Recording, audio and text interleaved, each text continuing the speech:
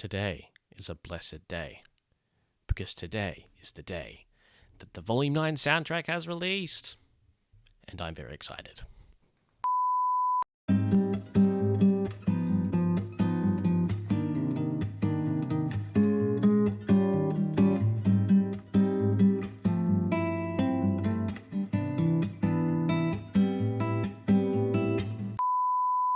Coming at us with a whopping 43 tracks, which I think makes it the second most tracks from any soundtrack. I think Volume 4 still has it beat, but yeah, we got a bit to get through. As for how I'm gonna do this, it is late. It's past almost 1:30 in the morning now, so I think what I'll do is right now, I will listen to the songs, and then I'll freak out, and then I'll go to sleep, and then I'll wake up, and then I'll do all the score. So that sounds like a good plan. So that's probably enough talking from me, because I want to hear some music. So let's start with Inside, which, of course, we've already heard in its entirety, but it's been a little bit since I've actually listened.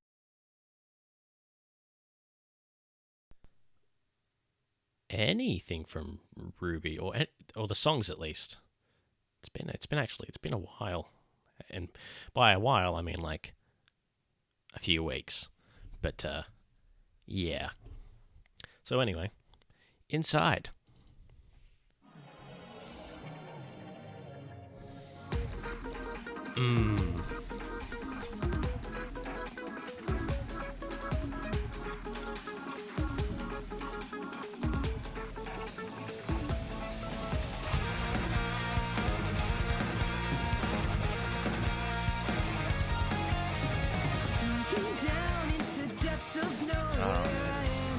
It's nice to ease into something that is familiar. Oh, hopefully I've done the audio correctly,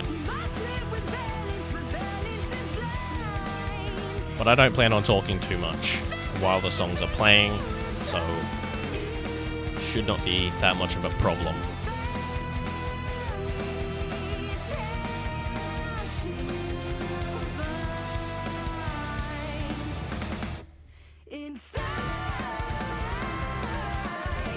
Ah, man.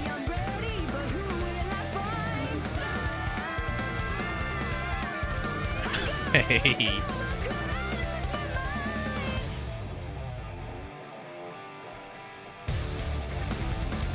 Man, it really has been a while since I've actually listened to this in full.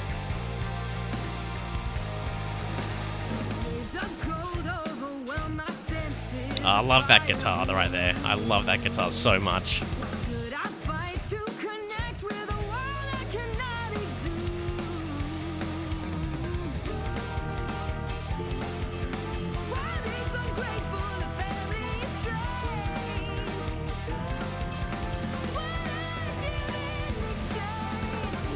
I'm taking the opportunity just to like try and pay attention to other parts of the song that are like sort of in the background.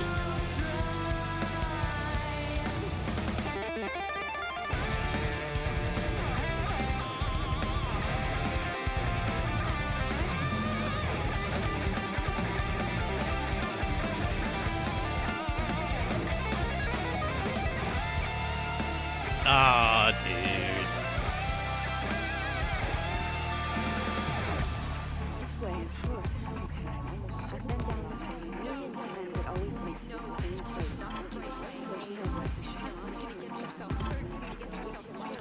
Now, what I love here is that, which, if you pay attention to that, it's the melody from the bridge? Or is that the verse?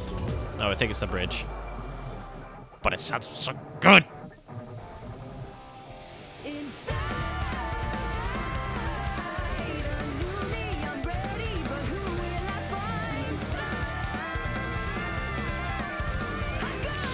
Ah!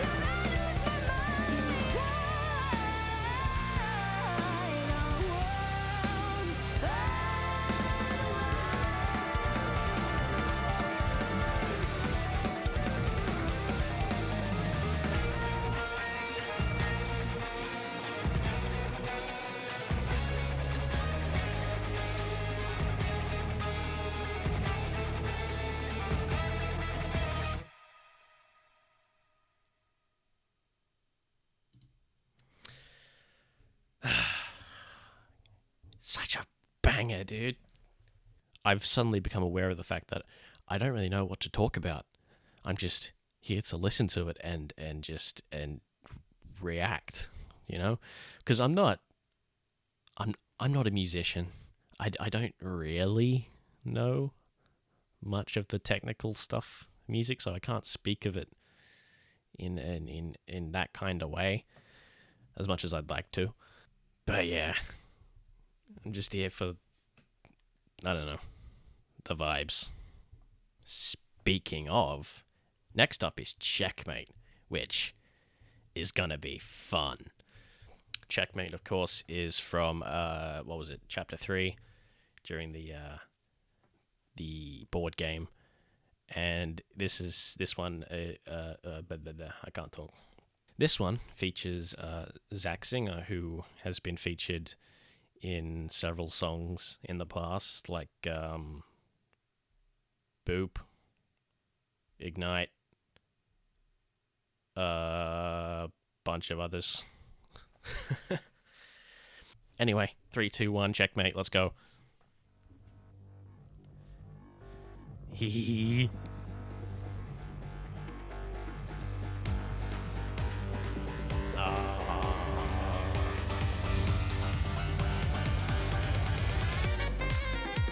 And there they are. Ooh.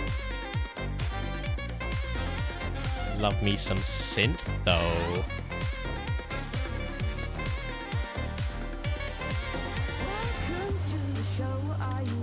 This is the exciting part because you get to hear things that you don't, haven't heard before.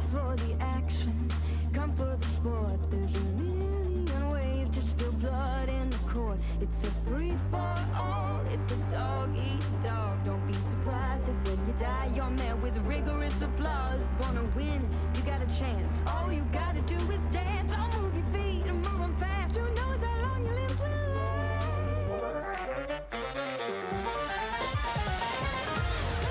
Where's your king of the castle?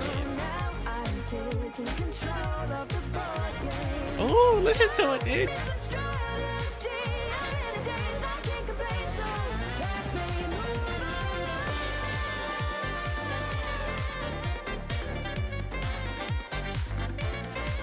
Oh, that's so fun.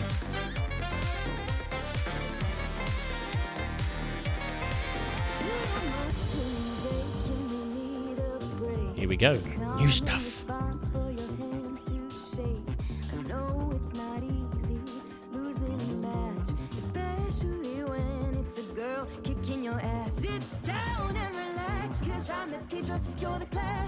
Ooh.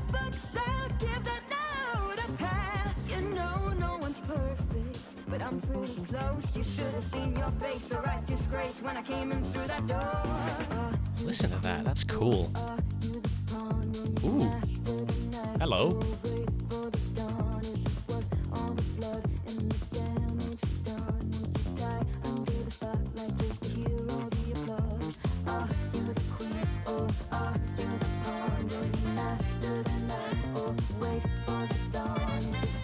Yeah, that's nice.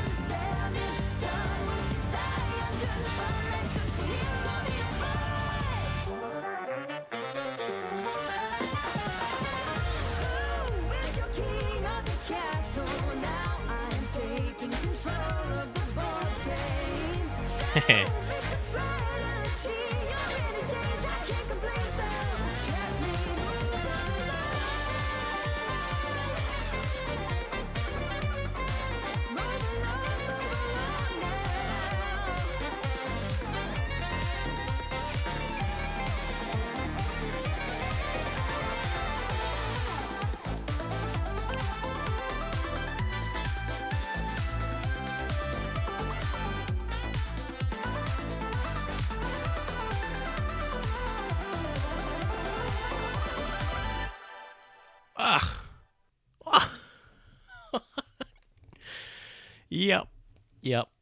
Absolute bop. As much fun as I was expecting it to be. Ah, dude.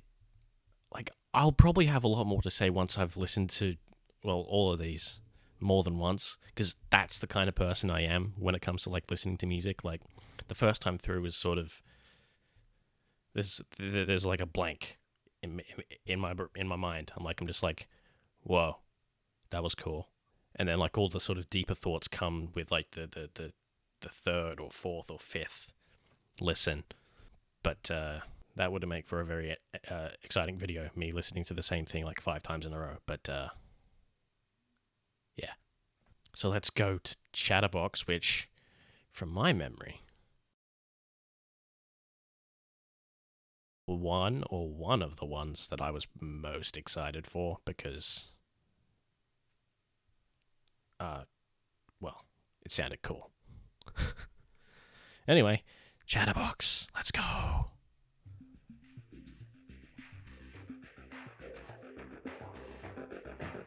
I'm here for this. Oh yeah.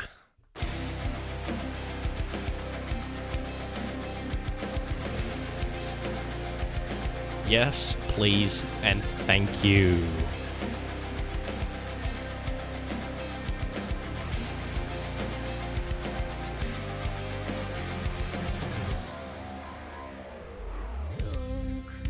Ooh, this is...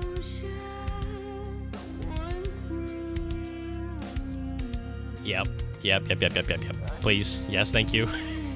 This is great.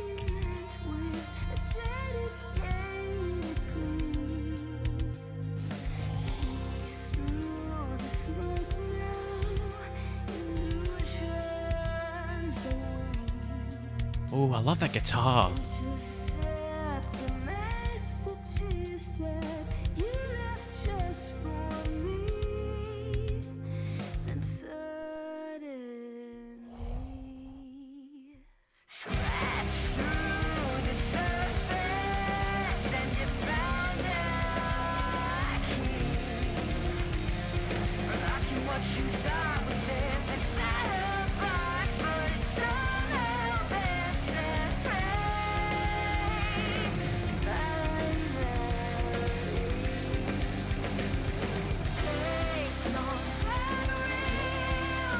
Ah.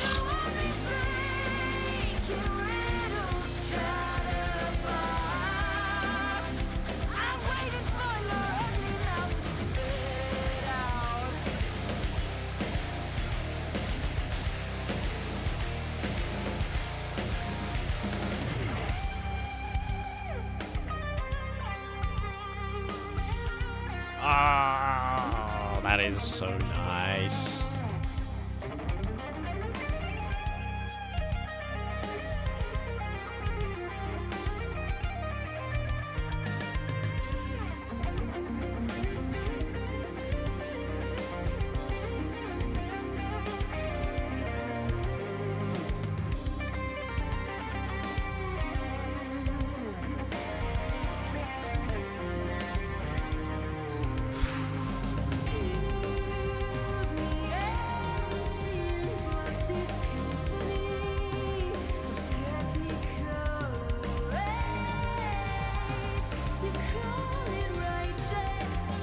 I love how we have, like, very distinct parts to this song.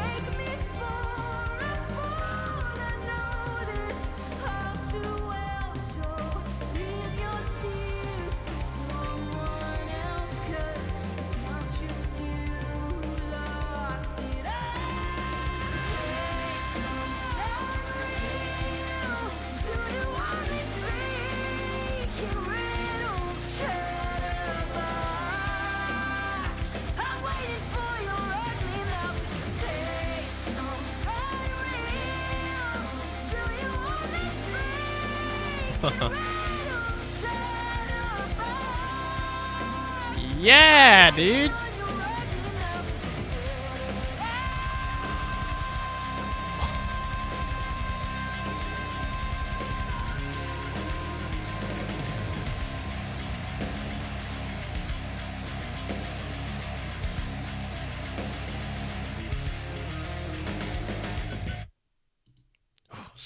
very sudden finish. Oh, dude. That was great. Oh, man. Again, I don't really have, like, the super deep thoughts. I'm also finding myself, like, really trying to catch the lyrics as well, which is not something I usually do, actually, because I haven't been a huge lyric person for, well, a very long time now, years. But so far in these songs, I'm like trying to catch some of them, and it's like, ooh, interesting.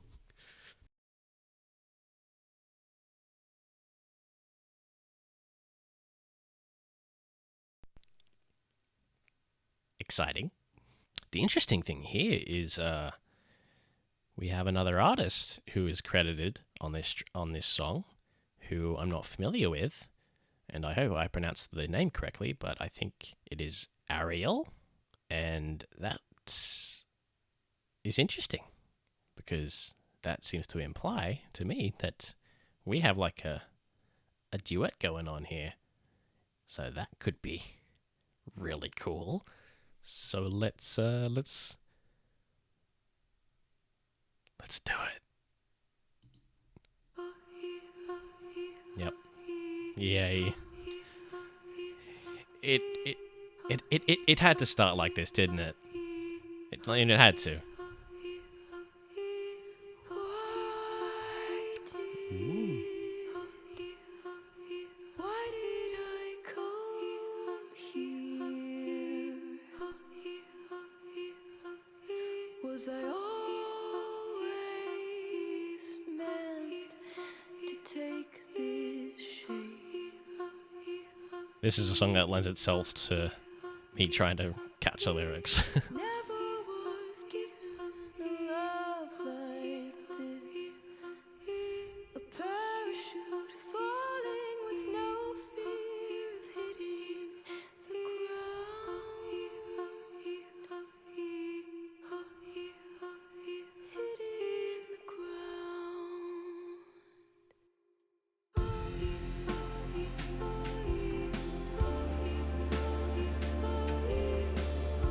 Ooh.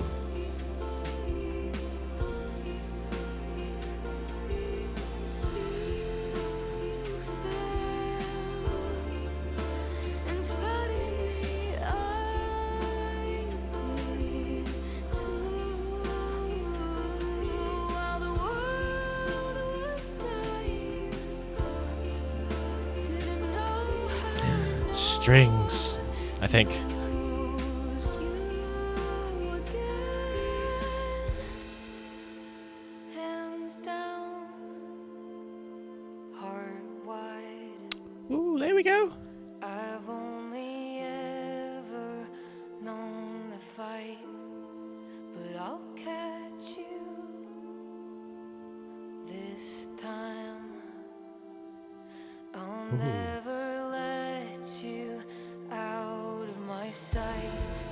Unguarded, I surrender to a softer side. I loved you till the end of time. Kiss me, hold tight. I'll never let you out of my sight. It's my first time hearing this person sing, and I'm a fan.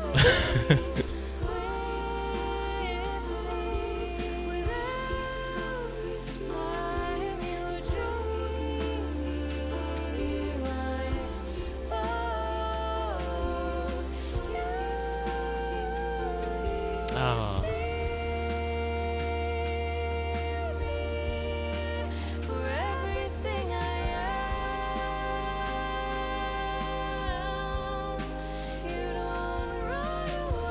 They go together really well. No matter the mistakes that I made, it's here you'll stay.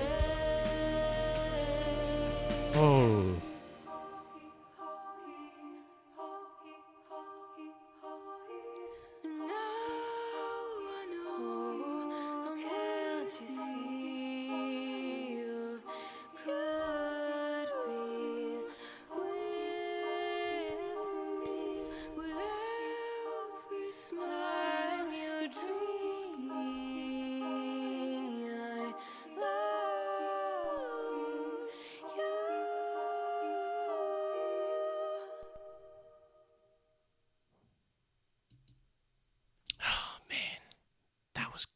gorgeous. The thing about that I really stuck out to me was all the all like the background vocals, like the background harmonies and everything. Damn, that shit was nice and pretty. Yeah, and like, again, haven't heard this person sing before, Ariel, but they were really good. They were really good. I've been like talking about, hey, this is where this song is from. Chatterbox was from the end of chapter 5 with the Jabberwocker fight, and Worthy is from where was it from? I don't remember. Is Trapdoor, which is from chapter 7, during the Jabberwocker fight again. Actually, I think Trapdoor is the one that I'm actually struggling to remember exactly what it sounded like, which is odd for me. So let's see how quickly I remember. Instantly.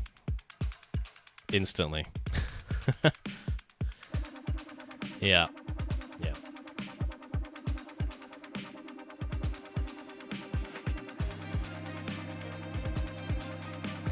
I'm actually surprised that this is actually part of the song. I honestly thought this was part of the score. But nope. It's song.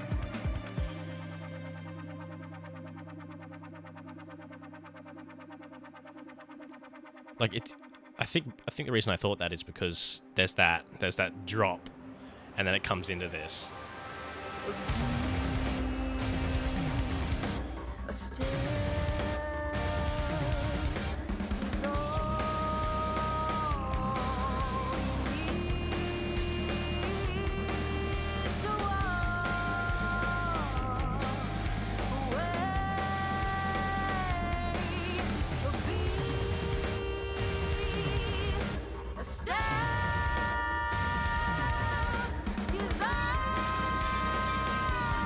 Listen to those strings, baby!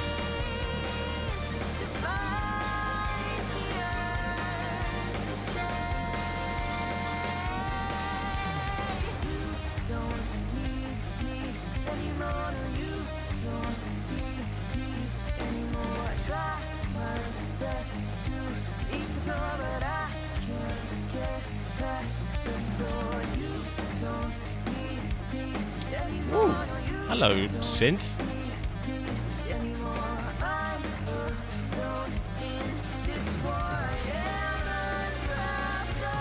Ooh, that was neat.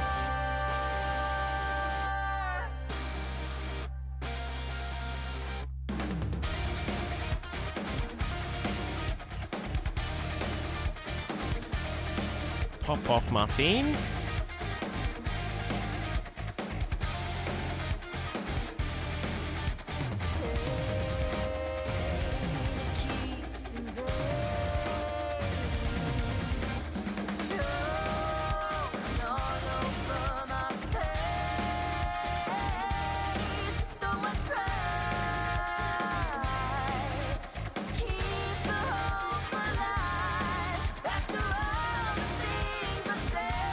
Ooh.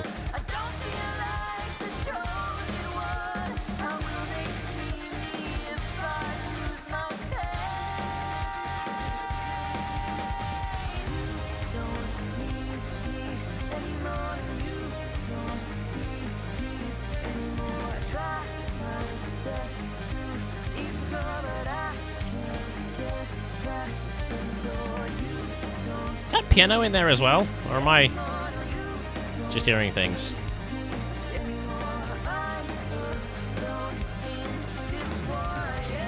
Maybe. I don't know. That's pretty neat. Ooh. Ooh. Hello.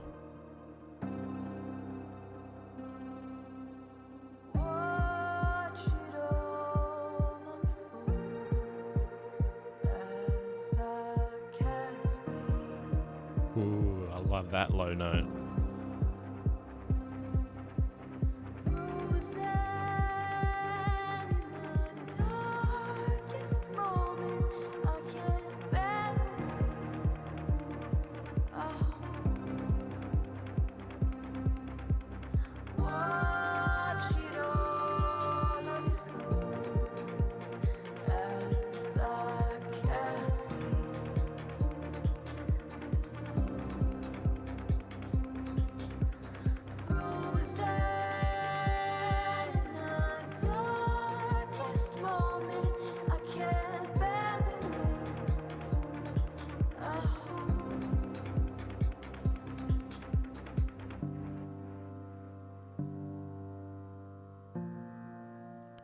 Well, there's a piano, I think.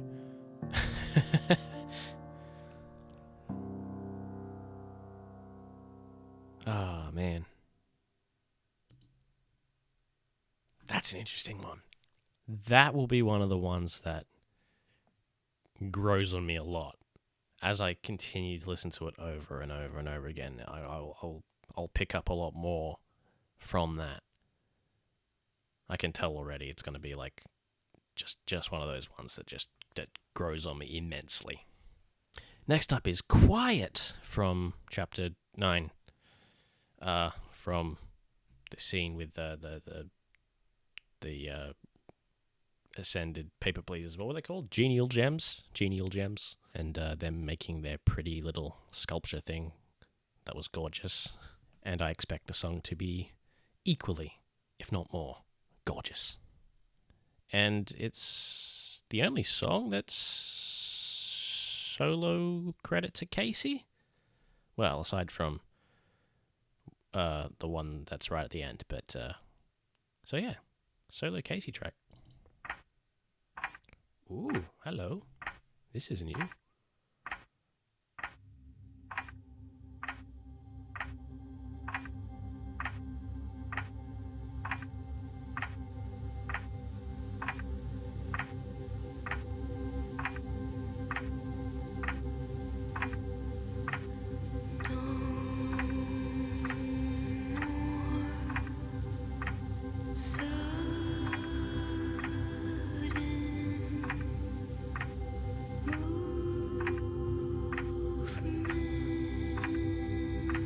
About that.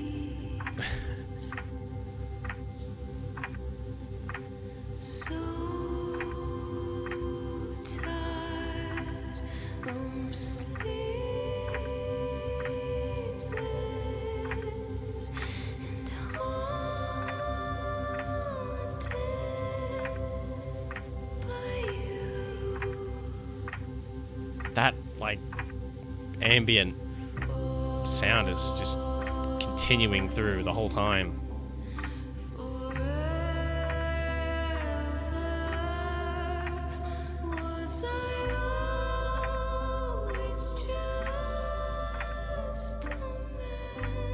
Ooh, what is that? It's bouncing back and forth.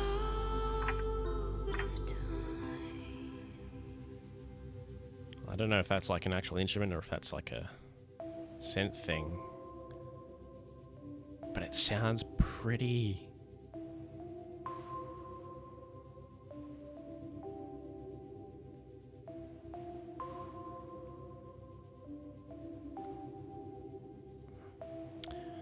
I really, really love the sound of that. Speaking of things that sound cool.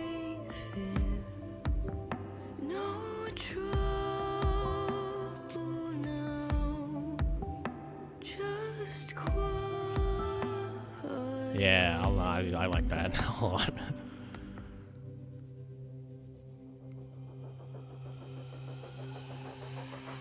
Never knew what patience was. Oh wow. His face stared me down.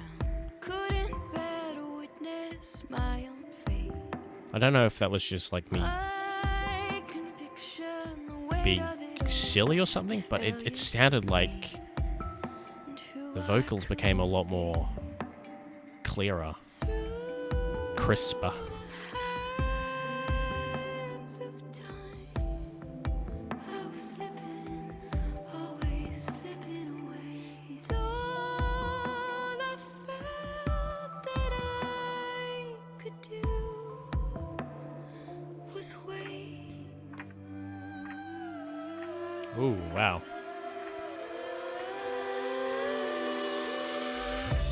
Oh, I love the way that sort of like swirled around in the mix.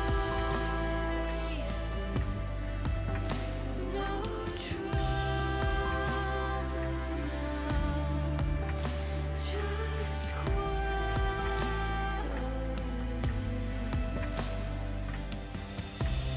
Oh, this is a miracle.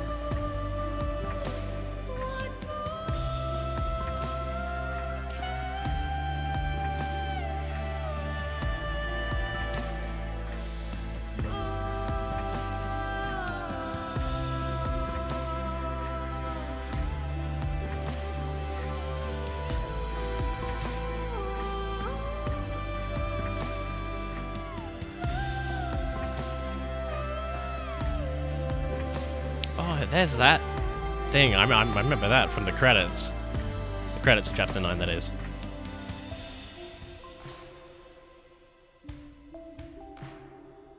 Oh, man.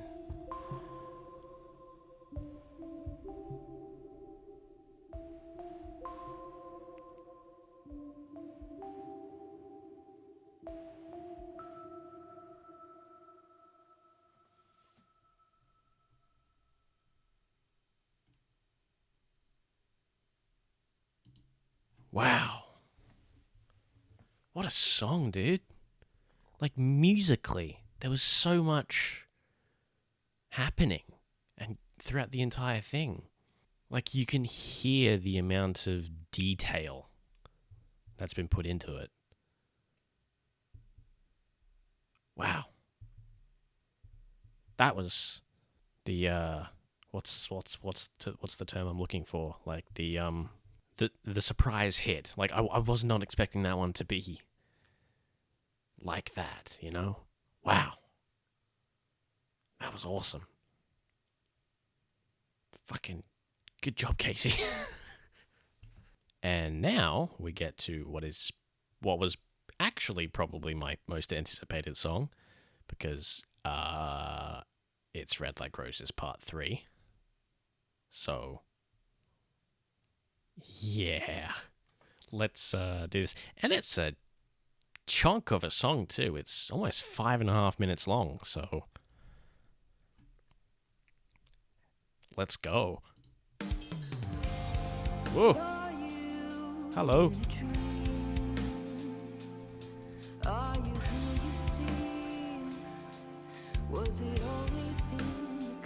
Ooh.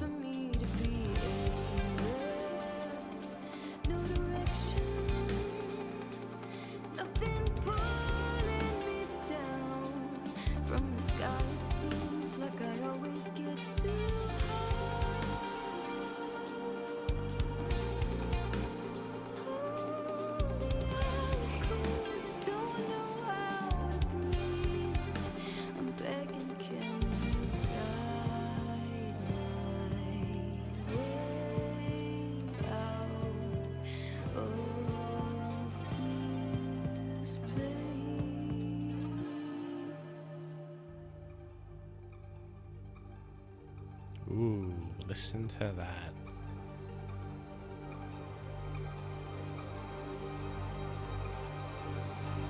I love that.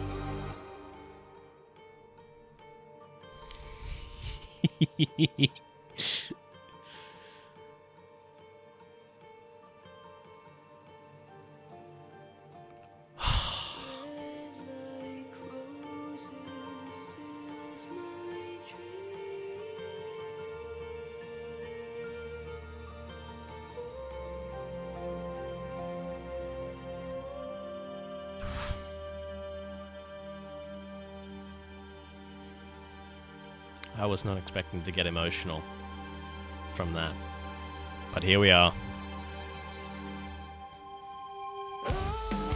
Ah!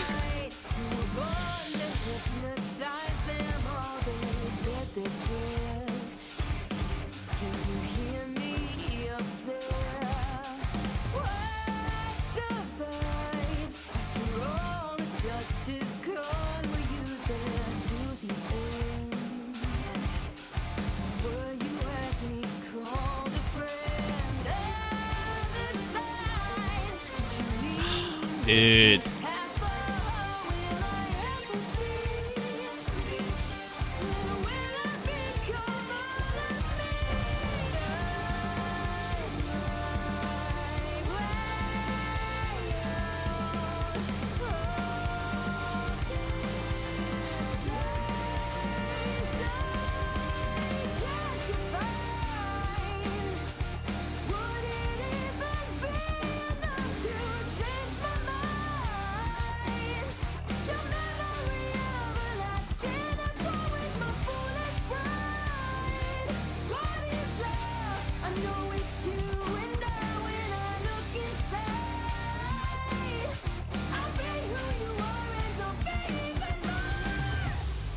Oh.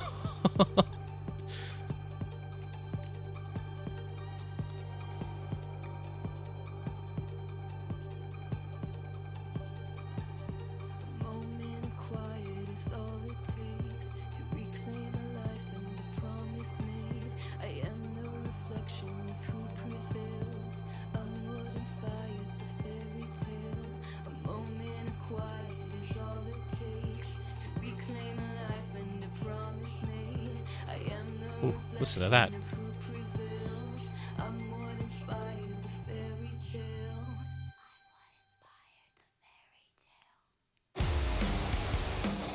Whoa.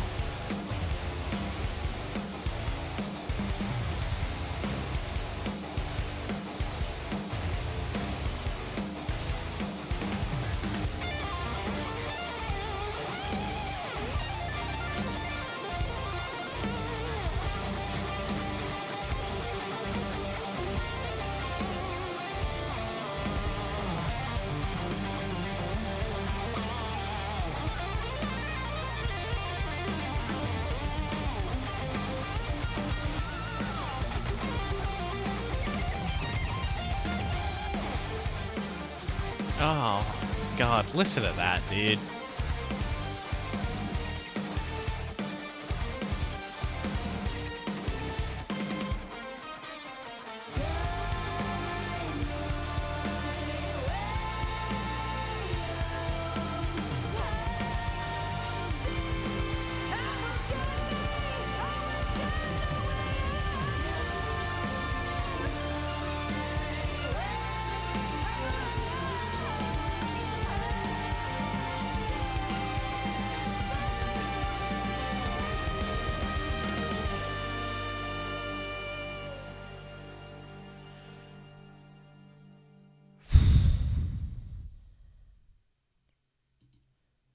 That did not feel like 5.5 minutes.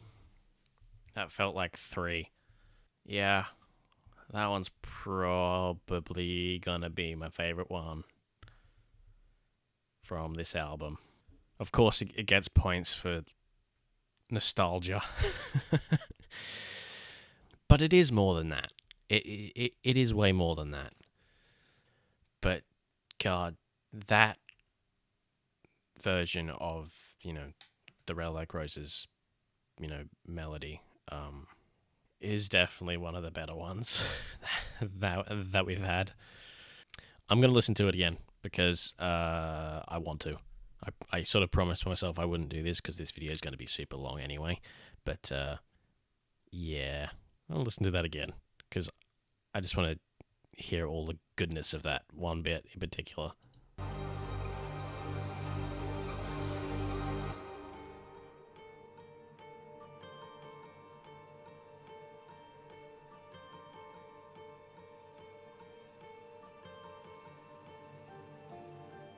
That.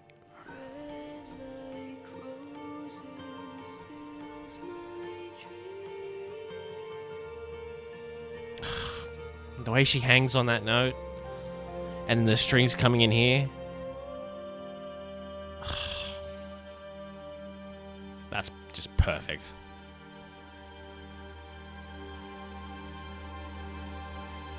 And then the way it just goes right into it, just... Ah!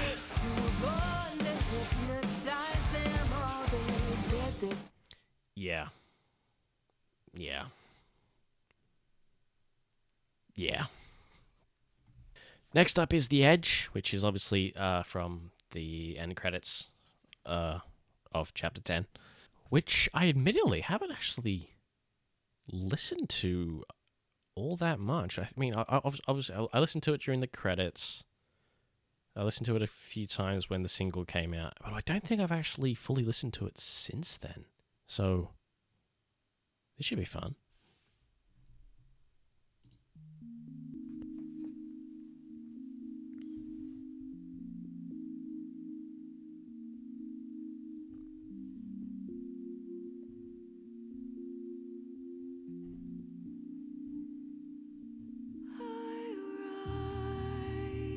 And immediately it all comes back to me.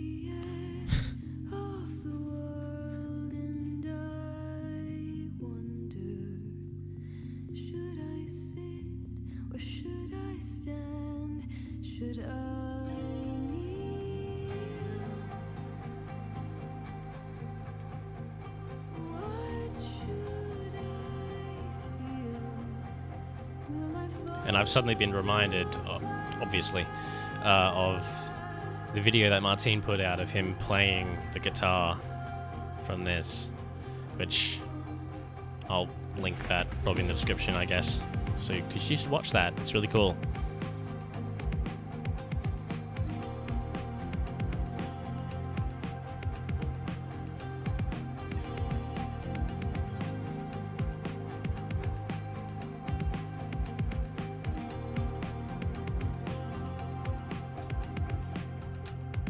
I pretend that I'm queen of a castle that's Everything. That lyric. It's obviously not intended to make me think of this, but it makes me think of, Volume 1 with Nora. And subsequently Boop as well. And Volume 2, Food Fight.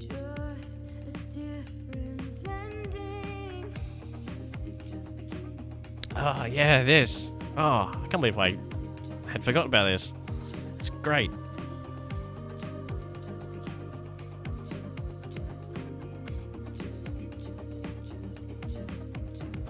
No way.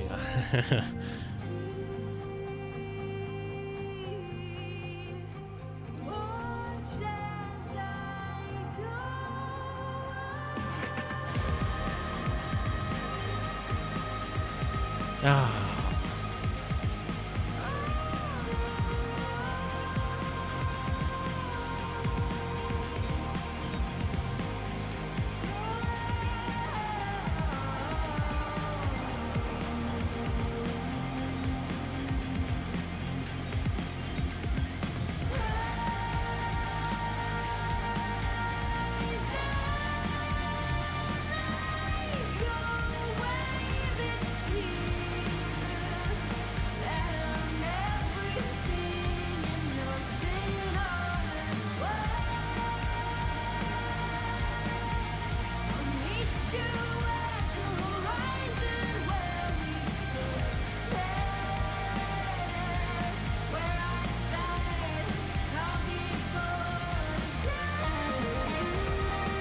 Ah.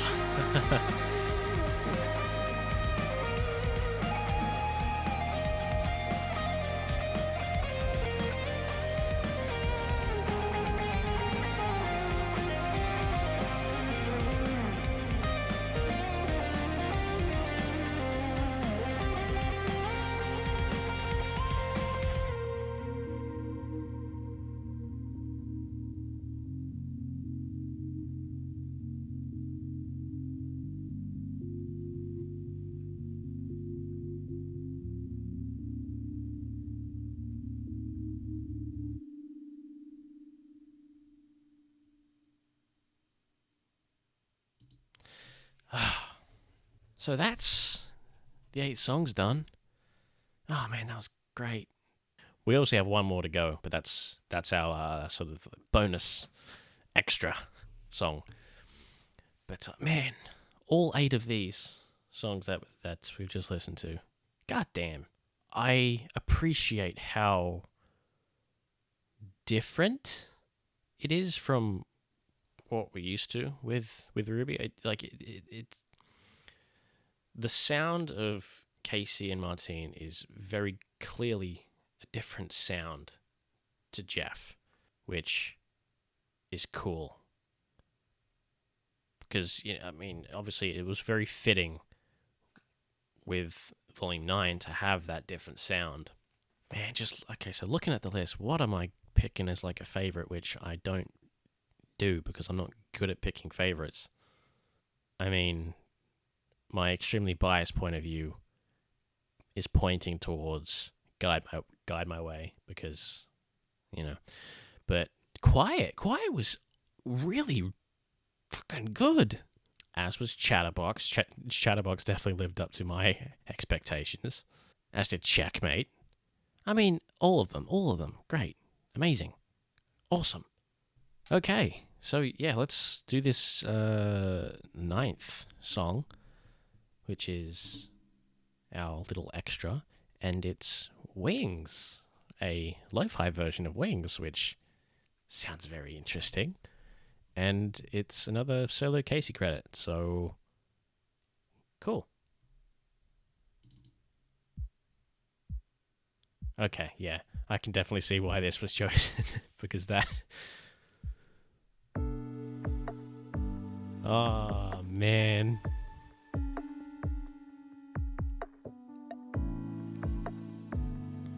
It's actually quite good timing, actually, because I was listening to Wings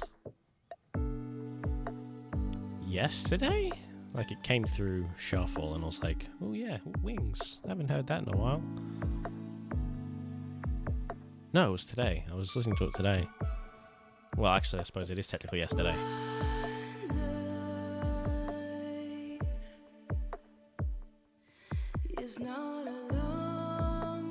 Oh, wow, you can definitely... Yeah. You can really hear the difference in Casey's voice now as opposed to, 2013, 10 years ago.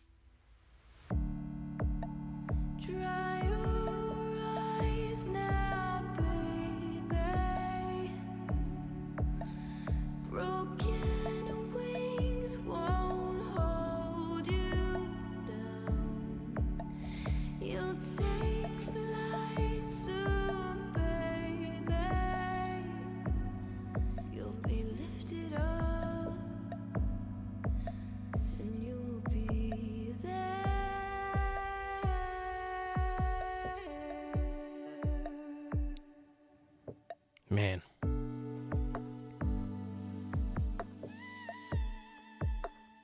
It's pretty good timing, isn't it? Because obviously, we've just gone past the 10-year anniversary of Volume 1, Chapter 1. It's a nice sort of bookend because Wings was the credit song for Volume 1. And here we have it here 10 years later. Just about 10 years later.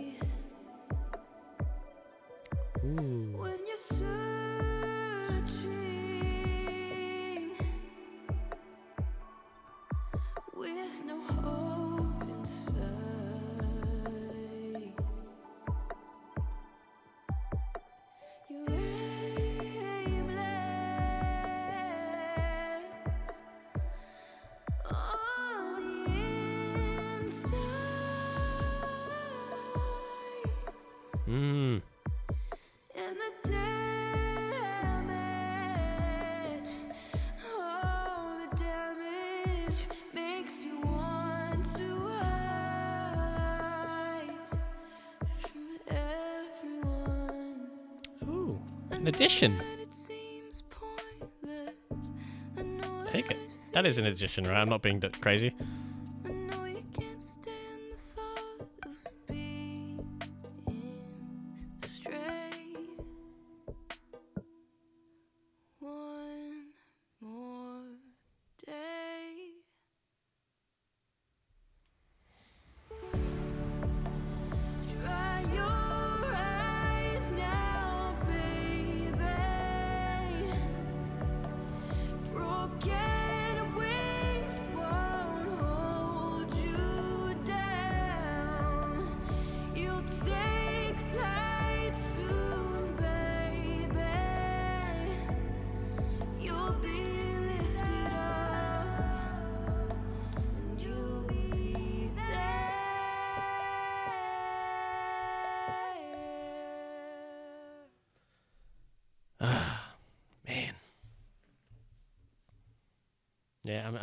now I'm just thinking of the whole 10 years thing. And, yeah. Lots of thoughts. Lots of nostalgic, emotional thoughts. But anyway, that's the songs done. I said I was going to do the songs now because it is now 2:30 in the morning, and I was going to do the score later on. But I do really, really, really, really, really want to listen to the score now. So I'm debating with myself currently whether I'll just pack it up now and do it later, or do it now. There's obviously quite a bit to get through, but I do kind of want to listen to like a few of them right now. So I think what I'll do is I'll do like the first episode, which based on the titles seems to be the first 3 score tracks. So yeah, I'm gonna do that. So let's start with the first score track, Washed Ashore by Strange Tides. Credits, Matthew Wang and Martin Gonzalez.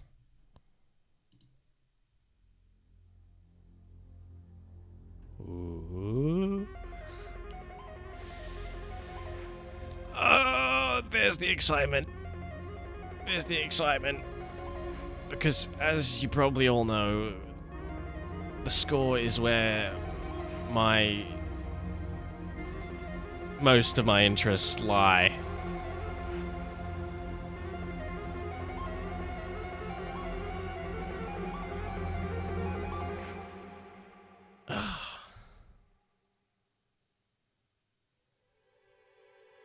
Right, yeah, because we jump all the way ahead to Blake and Weiss trying to get Kimball Shroud out, because there's no music between the opening bit and here.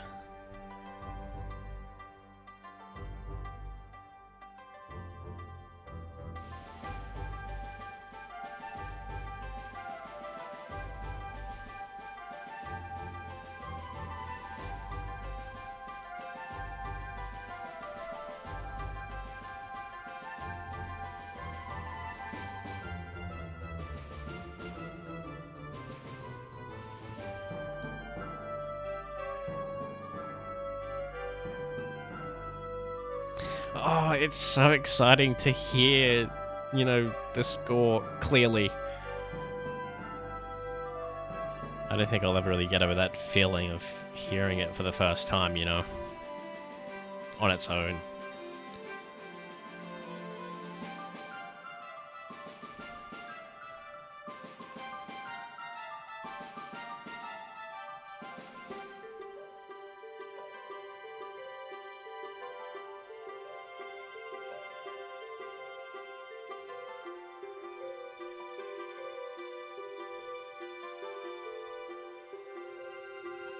Now that I think about it, I think only the first 2 score tracks are going to be episode 1.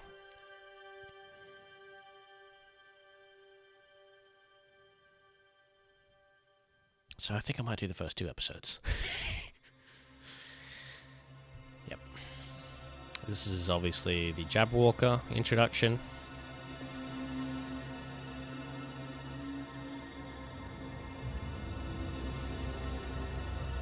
So appropriately spooky. There's something well, I was going to say new, but obviously it's not new, just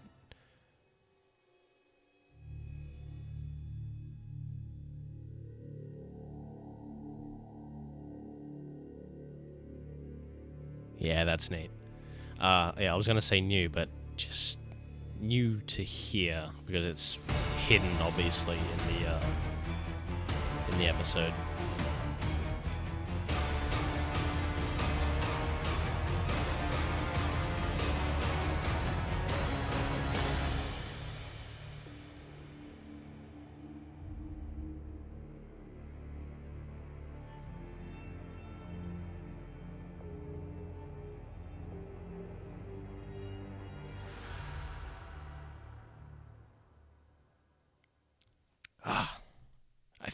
I think what we'll do is we'll just sort of Just try and power through them. Not rush them, but I don't want this to be like a super duper long video. Even though, I'm doing the entire soundtrack. So, anyway. So, score track number 2. You weren't supposed to be here. Credited? Credits. Martin de Lima, Peter Jones, and Martin Gonzalez. It's only a short one, as expected, because... Oh, right, yeah. This is when Weiss tells the gang what happened.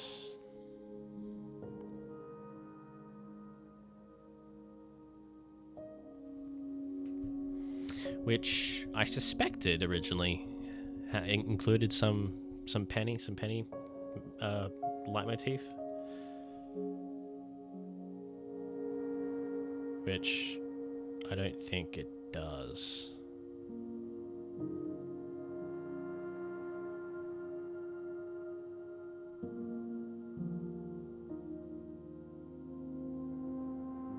Like, there's a part of it that I remember thinking,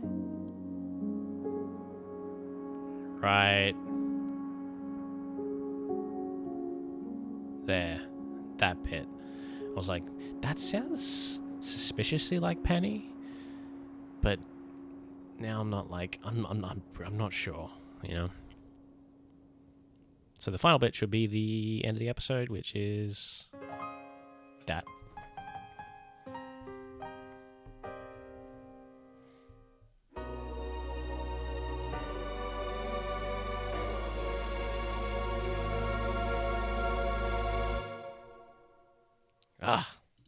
Let me listen to that again, actually. I'm just going to listen to that one bit that I was like, hey, that penny, That. So, like...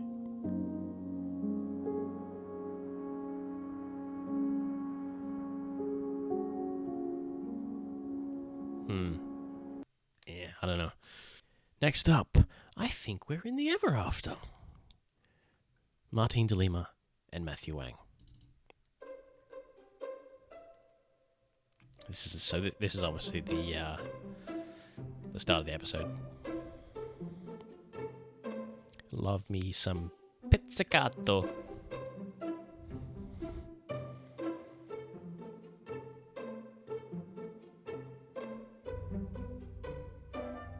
So we'll be coming up to that one shot of the Ever After right here.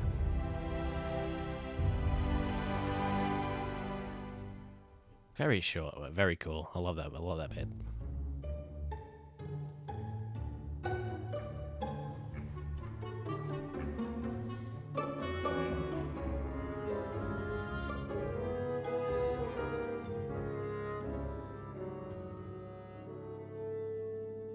I don't remember hearing that.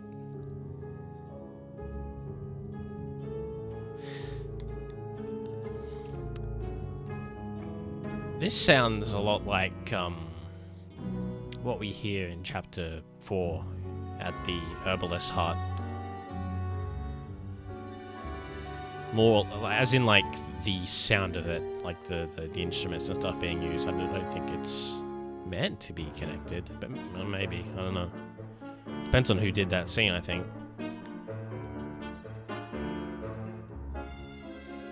Well, just based on the track list, it does seem that the Herbalist bit was done by Martin de Lima, which maybe this one was as well. This one was as well, what we're hearing right now. Because he is credited first. Which makes sense, because then this would be Matthew Wang. I'm assuming. Anyway.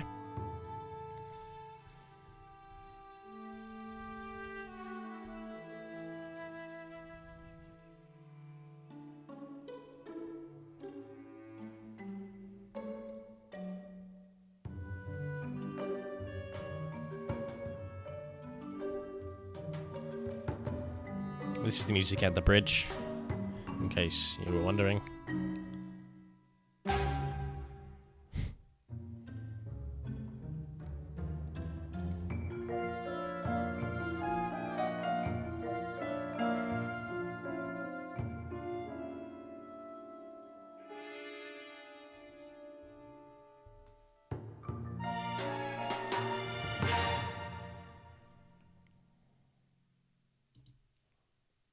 It almost sounded like live instruments right at the end, because you could kind of hear, I think, sort of like the sound of the players, which would be interesting if that actually was live.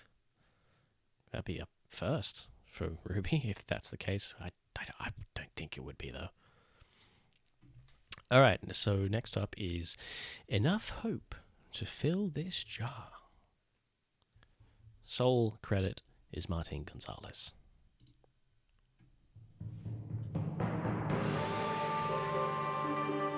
And in case you couldn't tell from the title of the track, this is obviously The Auction from Chapter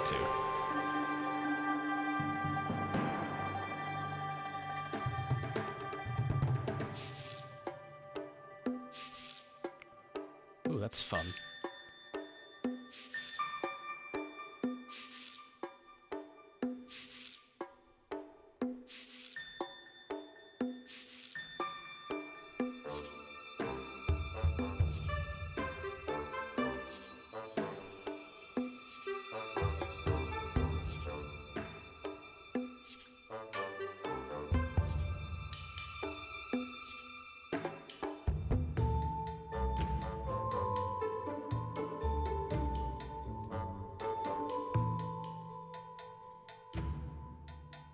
I think that might be again, nothing like melodic per se, but just sort of the sound. It's something that sort of we hear a few times.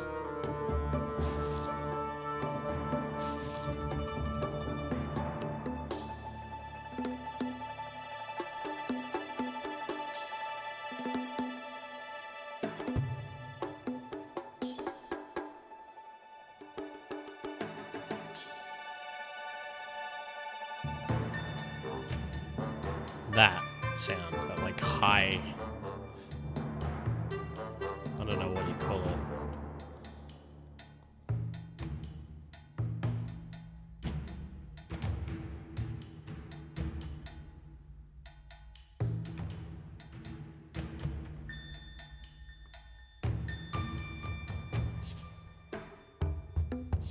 That is what I'm talking about.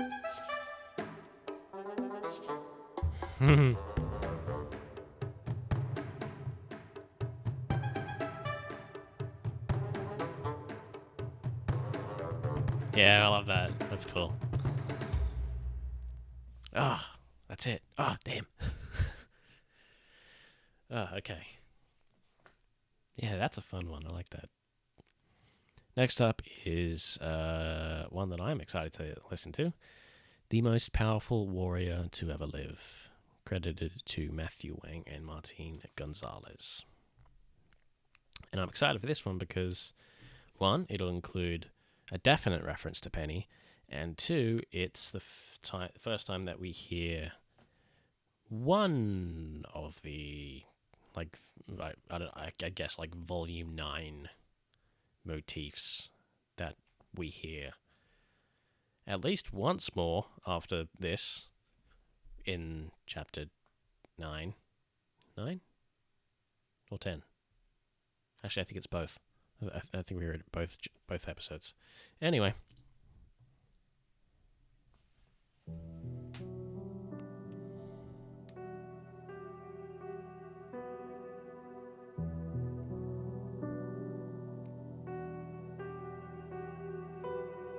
That's Penny.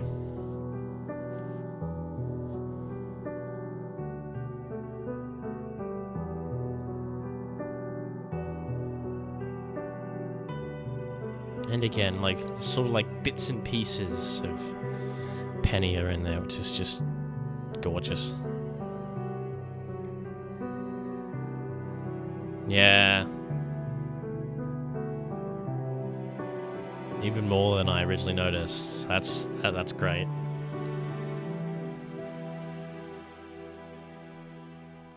Ah, and it's already gone. Damn. But then we get this, which is... And this is the part I'm talking about, where the idea that we hear here comes back in 9 and 10.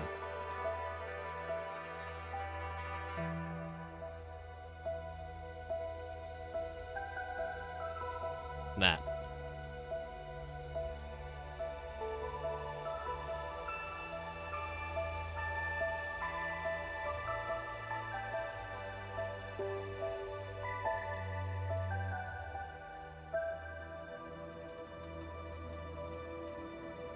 Ah, it's so pretty.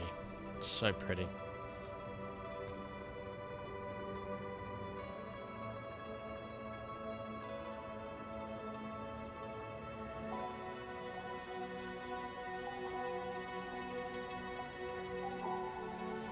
That.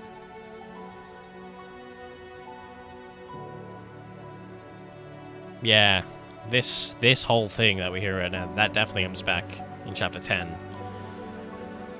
when Ruby chooses Crescent Rose.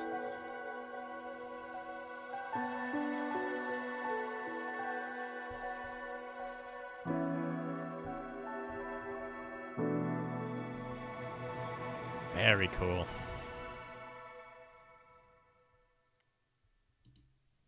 Oh man, yeah, that's a good one.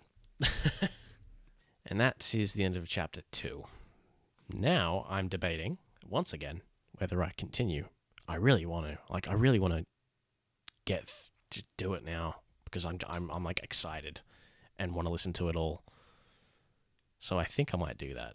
Actually, it might take me another hour, but I don't really care at this point. So let's go through this. So next up, chapter 3, starting off with A Most Joyous Occasion by Peter Jones.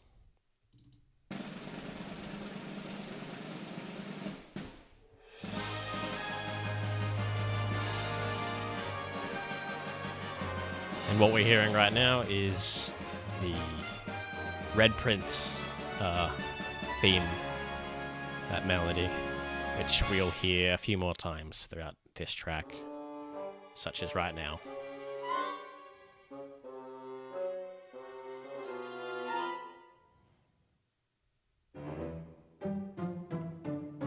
I'm excited to make my score video for this one because the music is like synced up to all the movements, so it should be a fun one to watch.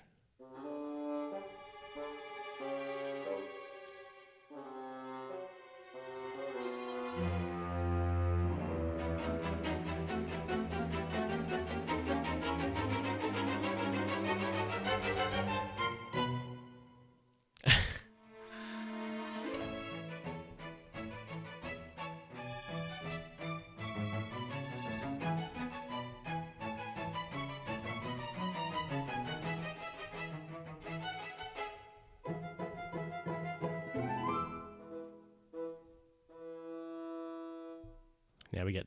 Yeah, this bit. I love this bit.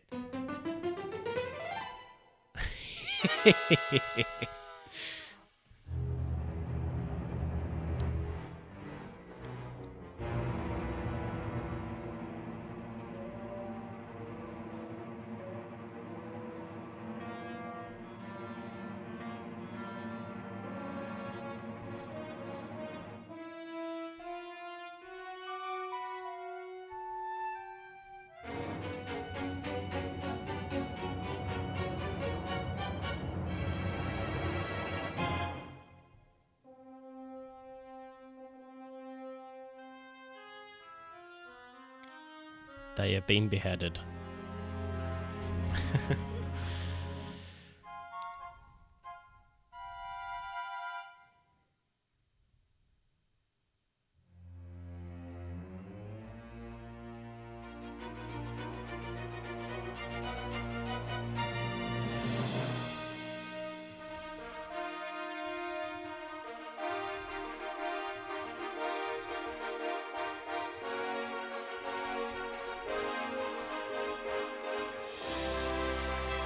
One of my favorite parts about this is that it's basically diegetic. Like, this music is heard in that in that scene. Because all the all the guards are playing the axe horns or whatever the hell they are. Next up, The Red Prince's Game by Matthew Wang.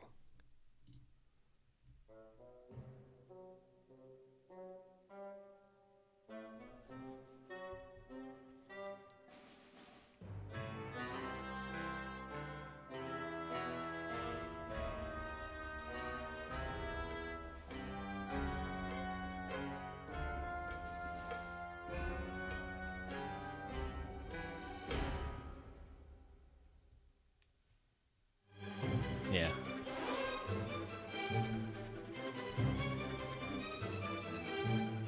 What does that remind me of? That reminds me of something.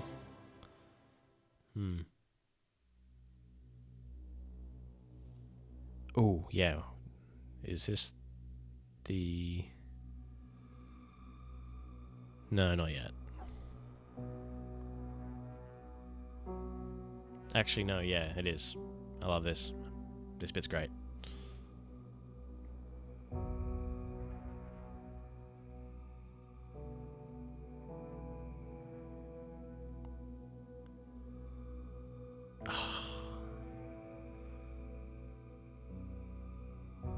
I love that.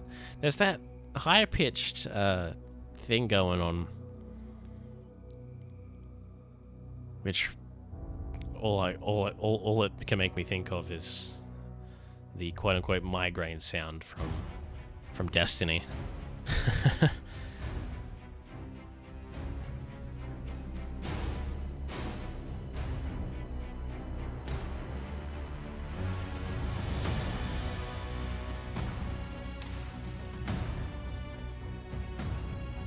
Man, I love the sound of this.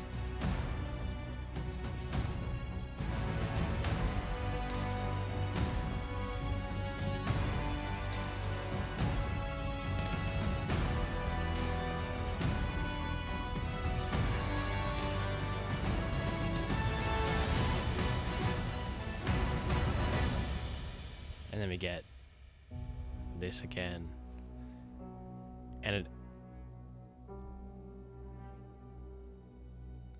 I love the way it ends.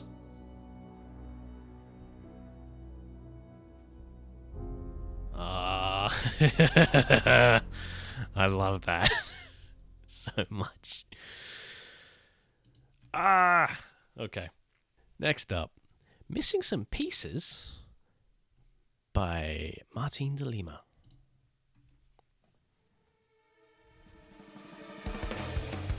Yeah! This is each of the moments that Weiss, Blake, and Yang have. That was Weiss, right? I think. Yeah, it was Weiss. And the next one will be Blake.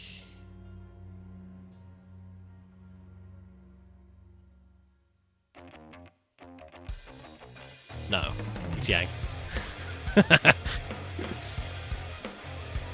That is Yang if I've ever heard her represented through music.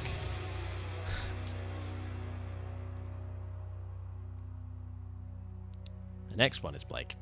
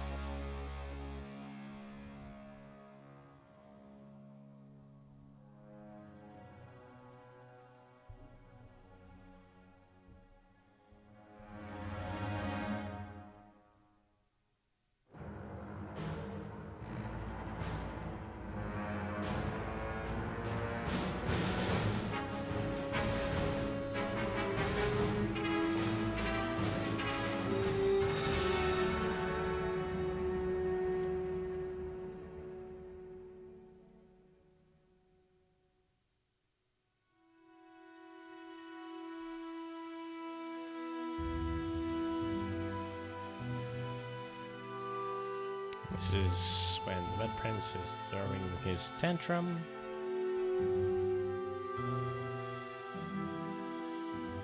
First tantrum, I should specify.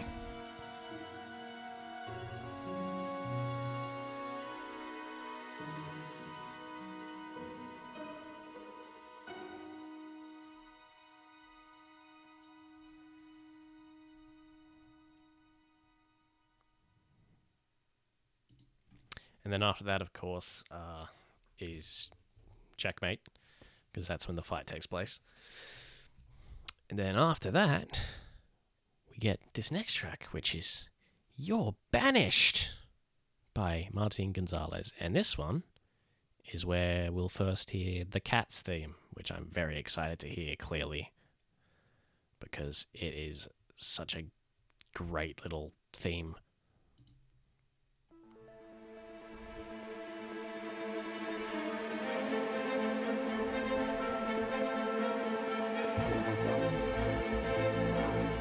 And there's that synthy wop wop wop wop sort of thing that Martine uses a lot.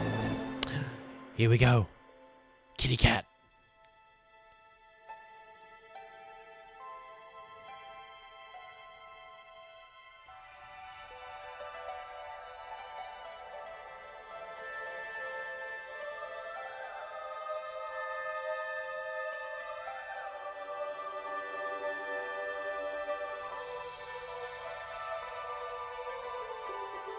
Oh, I love that bit.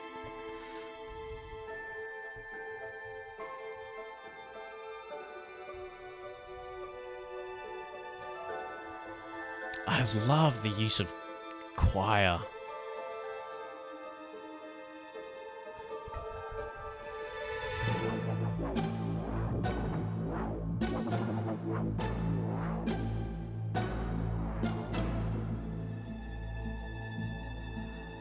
Especially in the next one that we hear, which is like, I don't know, 10 seconds away, or... No, right here.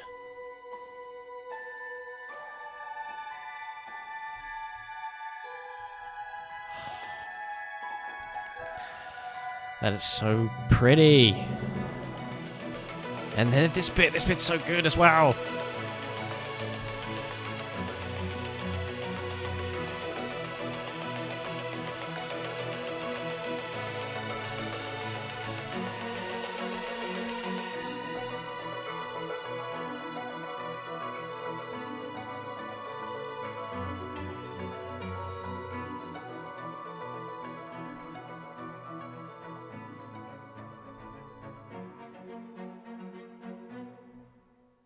Ugh.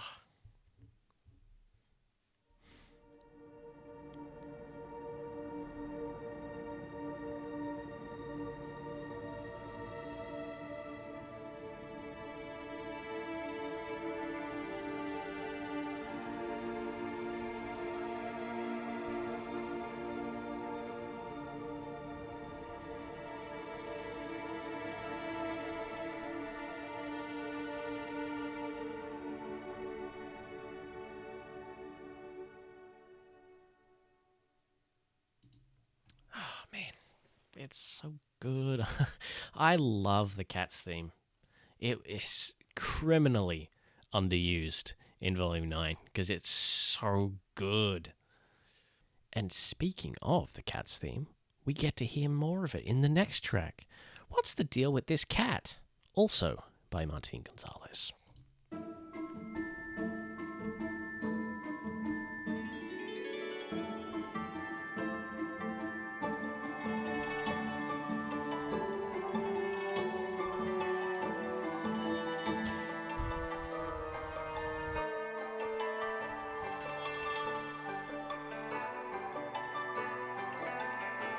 Ah, it's so good.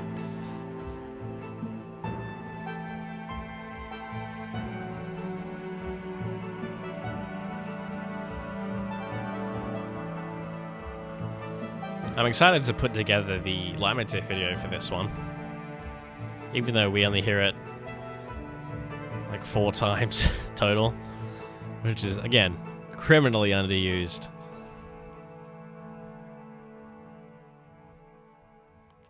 Oh, what's next? Oh, right, yeah, next is the Neo scene. Yeah.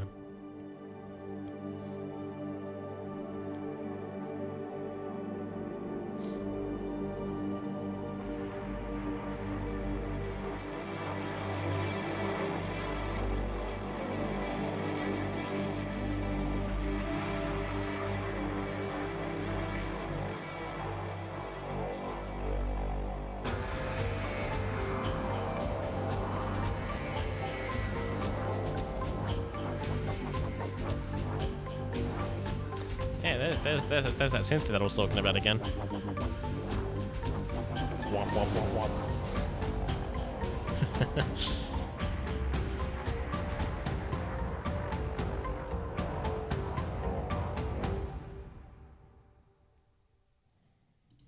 Next up is...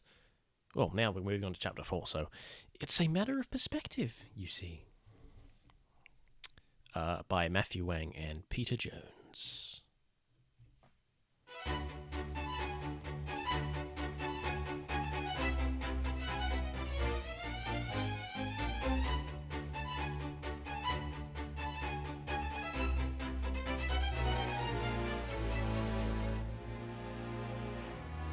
This has another one of those fun moments that where the music matches movements on screen. Right here, as the cat moves across the screen.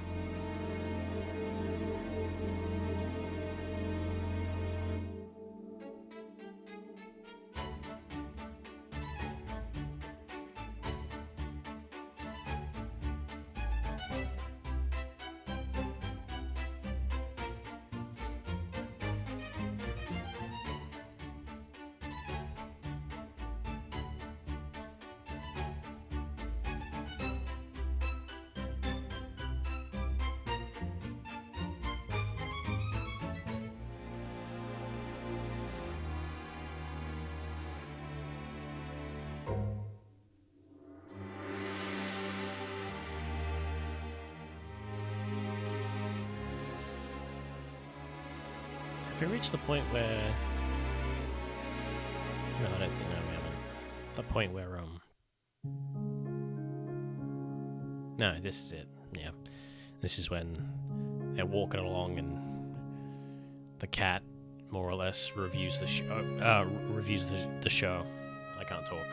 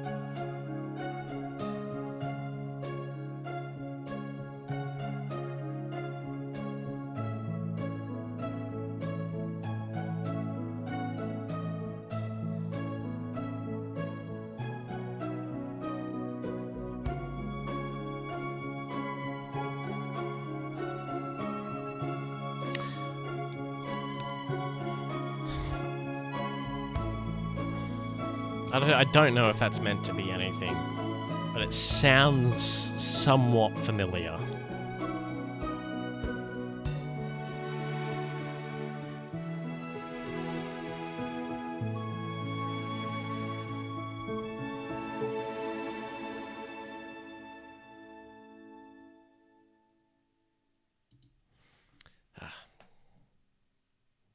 Next up, Acre's Edge by Martin Gonzalez. So this is obviously when they're crossing the bridge from the...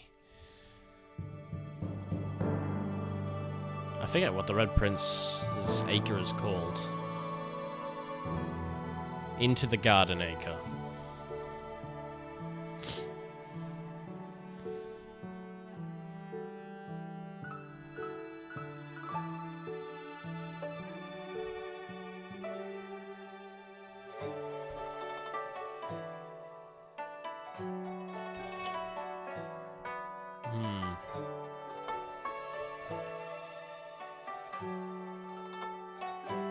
Like, that's obviously the same...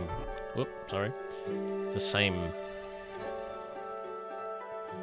instrument as, like, the cat's theme, right? So...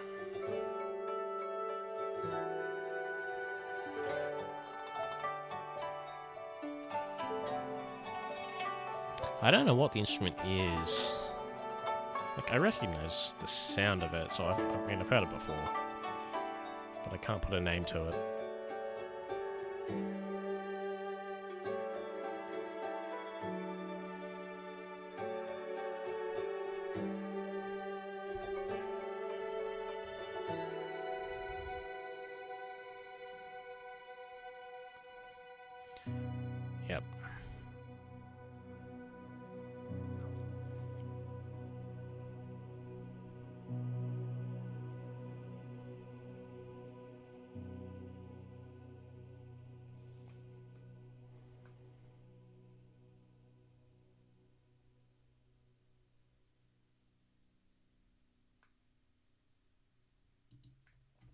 Next up, The Overworked Herbalist by Martin de Lima.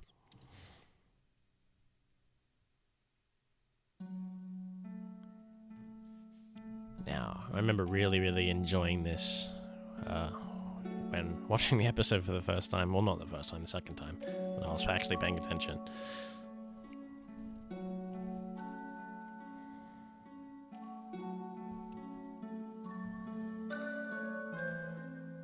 Yeah, I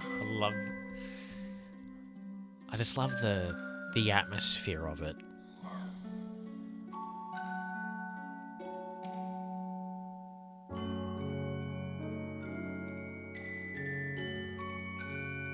It's just so appropriate.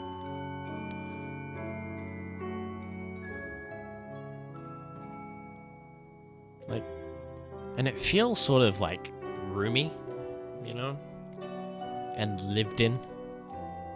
I don't know if that makes any sense whatsoever, but it's the kind of like feeling I get when I'm listening to this.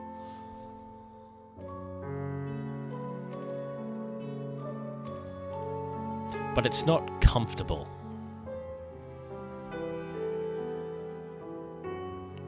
There's something off.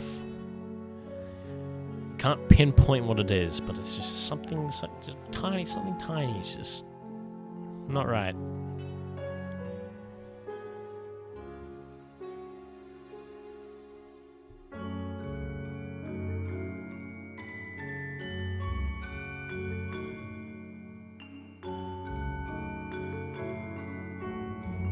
Oh, such a great piece of music.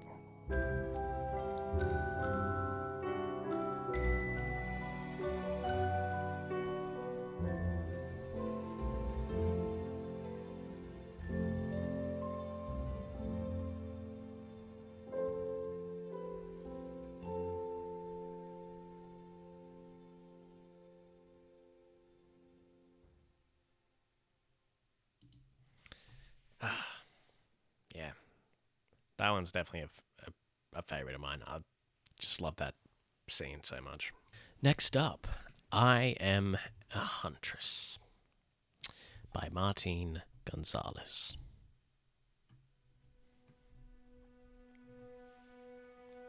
I don't think I need to pinpoint what scene this is.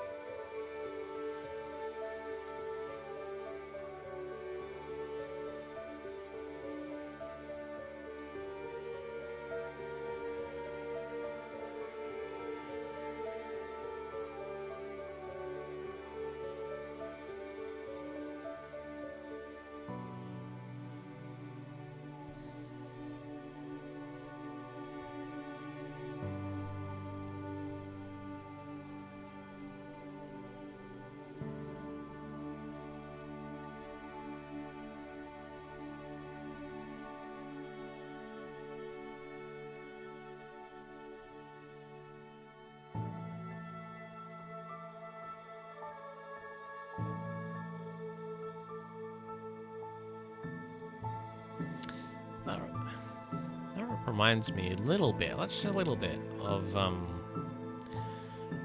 the Huntsman World of Remnant episode from the music when you see Team RWBY in that.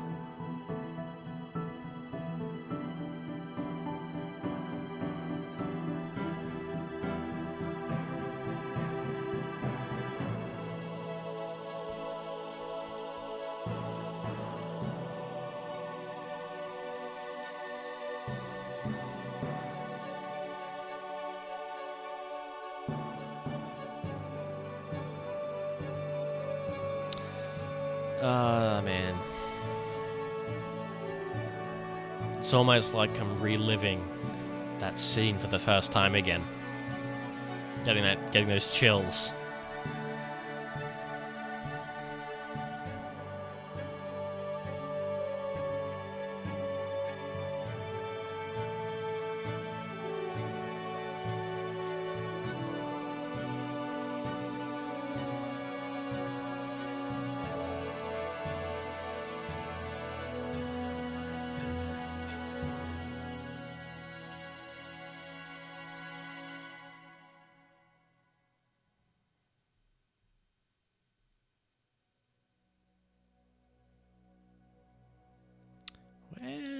does this come in?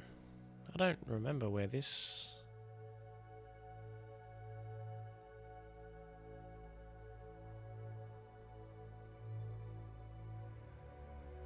I mean, it's obviously during the RWBY bit, but I don't remember exactly where we hear this.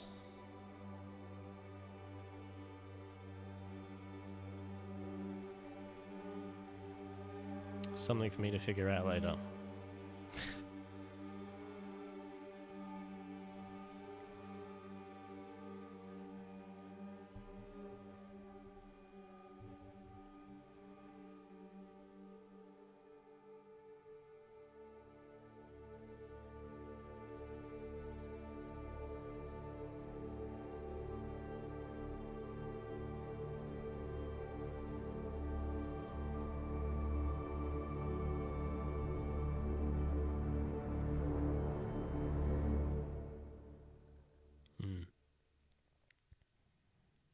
Suppose I shouldn't be surprised that I don't really remember that last bit too much, because it is very sort of just like ambient, like atmospheric stuff. Next up, we're moving into chapter 5, the halfway point, with starting with We Ascend by Martin Gonzalez and Martin de Lima.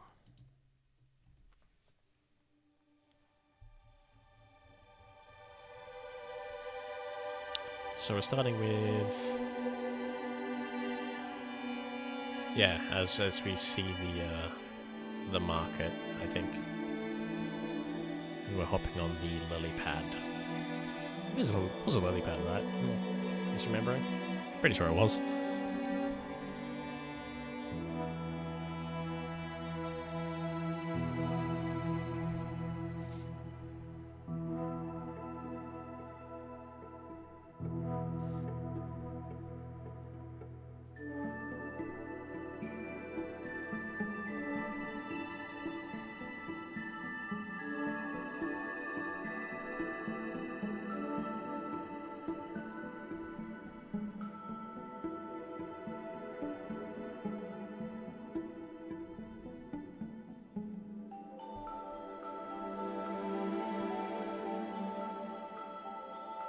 It sounds, at very specific points, it sounds very similar to Ozpin.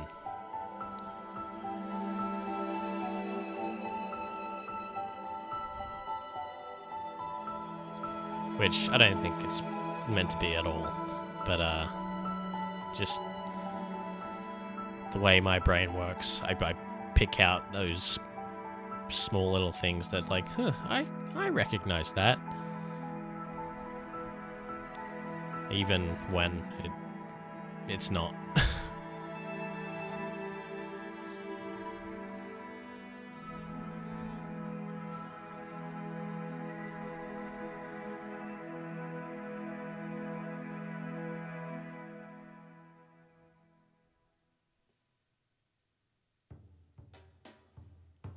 Oh yeah, I remember loving this. Yeah.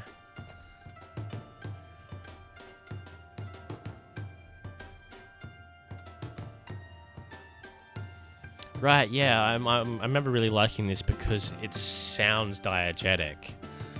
Like, it sounds like it's just being played by someone off screen.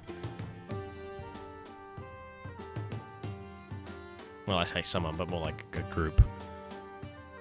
Because we have multiple things happening here.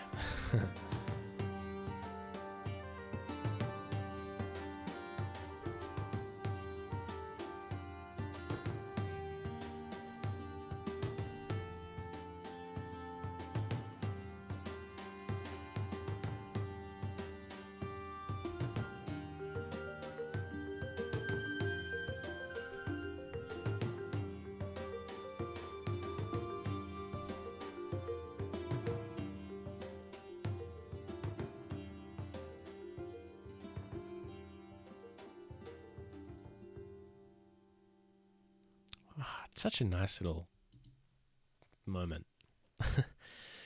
Alright, next up, The Night Market by Matthew Wang. Alright, yeah, this bit. Which we obviously, we heard this in one of the trailers originally.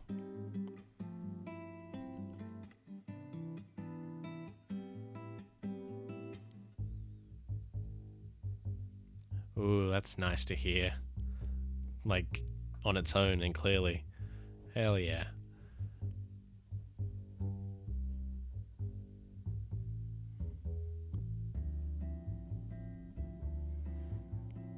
This is very chill.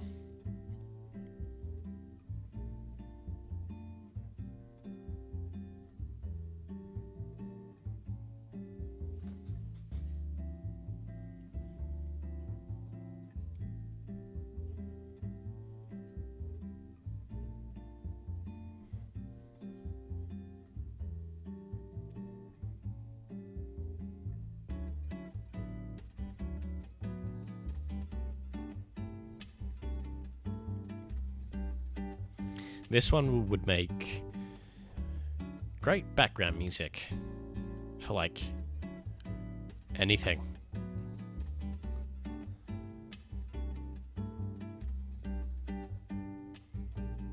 It's probably what I'll use it for at some point in a future video, but probably. Oh right, this bit has the bit that sort of like does that. Yeah.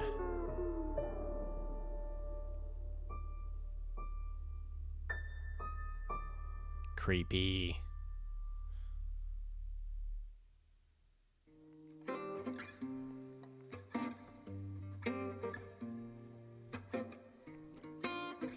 That definitely sounds... Oh, yeah.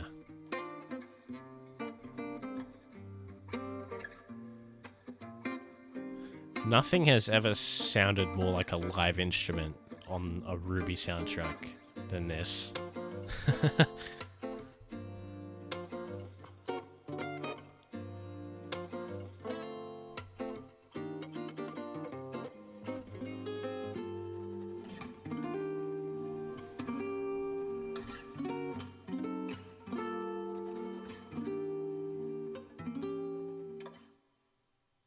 That's it. Sudden ending. Next up, it's The Rusted Knight by Martin Gonzalez and Peter Jones. I'm very excited for this one because of the ending.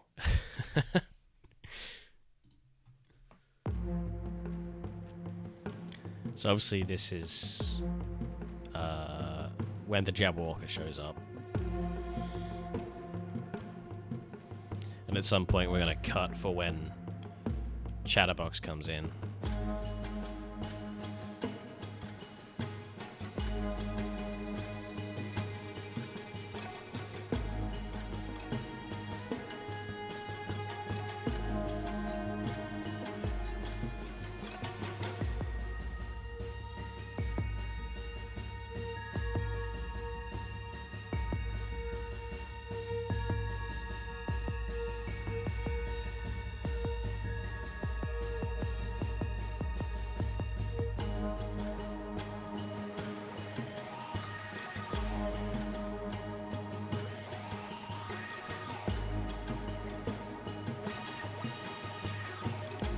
Ooh, yeah, that is really interesting.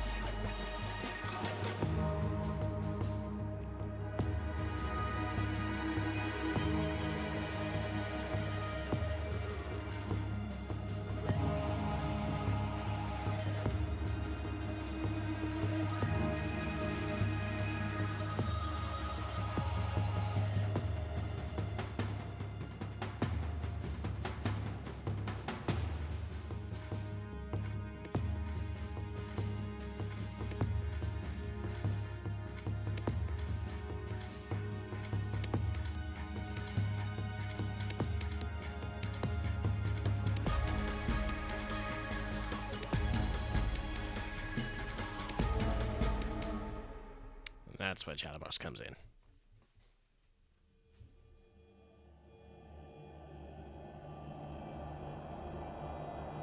And this is...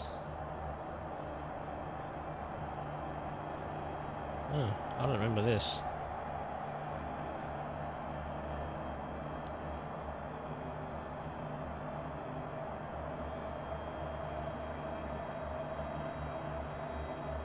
I don't remember this at all.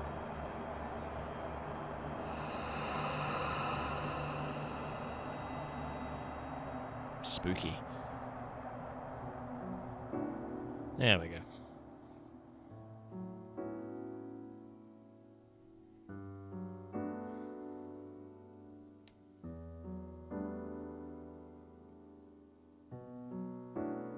You can sort of hear it sort of just searching for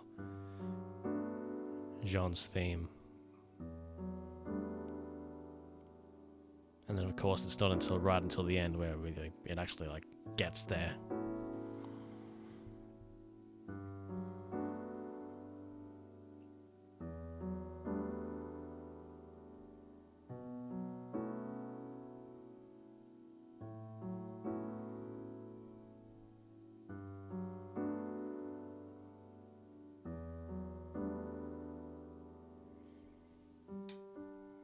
And there it is.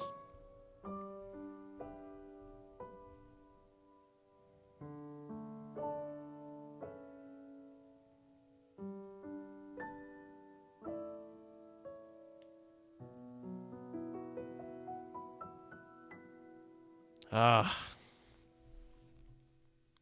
such a wonderful, wonderful use of a character theme. It's brilliant. It's so good.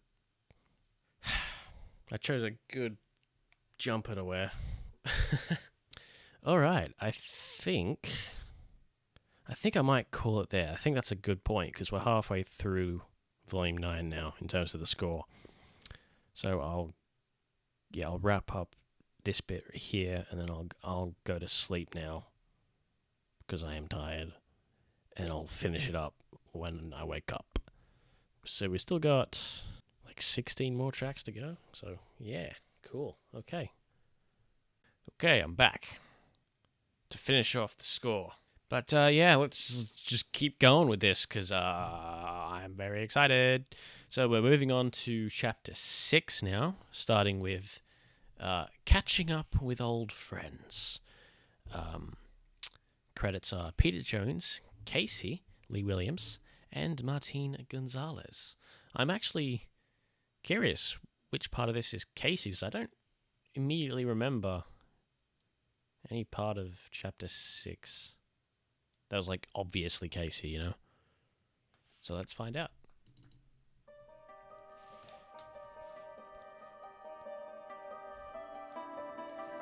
So this is when Sean is just like waiting. And it'll just cut back to the present. At some point here we'll hear a reference to Inside. Right, there it is.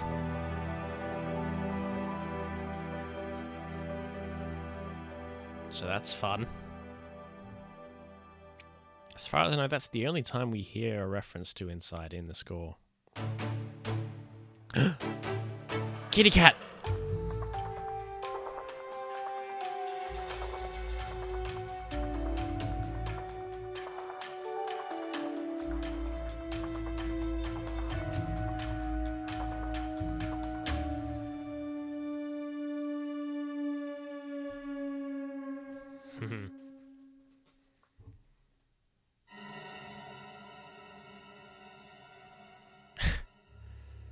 Right, yeah, then now we have the...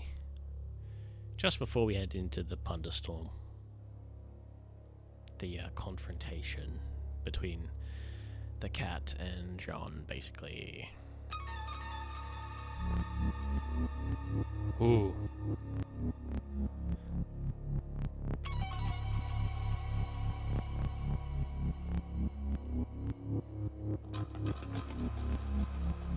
That's right, I remember talking about this in my reaction to the episode, how it sounds similar to the very first scene in the volume.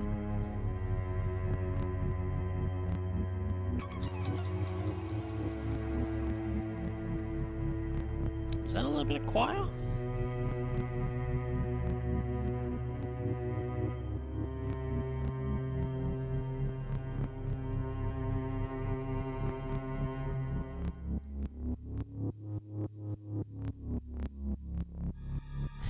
going back and forth between left and right.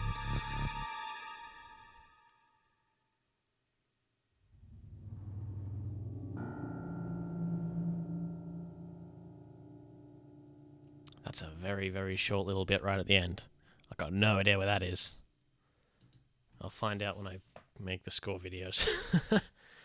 Next up, Stuck at a Crossroads by Martin Gonzalez, which I suspect this will be the confrontation with the cat in the Thunderstorm. So I think this is the last time we actually hear the cat's theme. I could be wrong about that, but I think it is.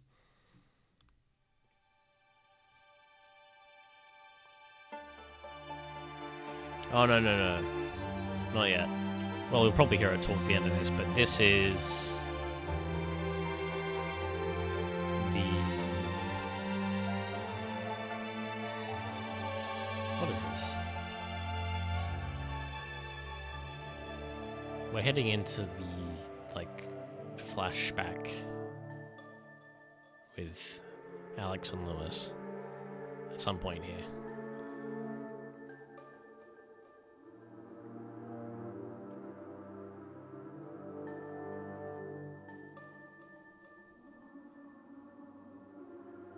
Ooh.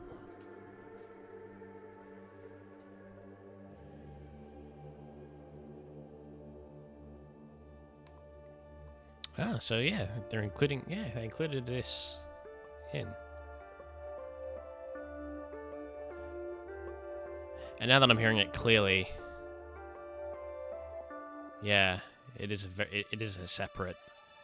Because I had originally thought they just reused the same music from the end of Volume 8, but no. Hearing it there, I can tell it's different. A little bit, like it's just a little bit slowed down. Anyway, here's the flashback.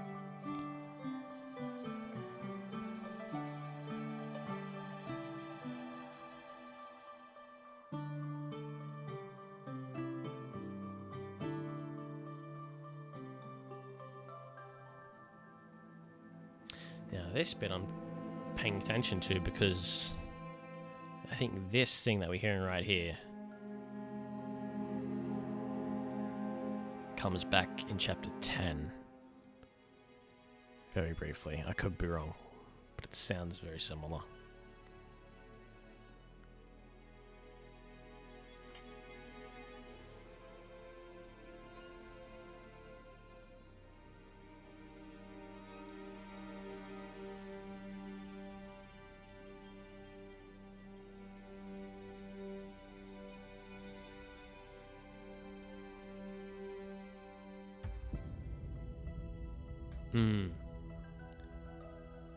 That's...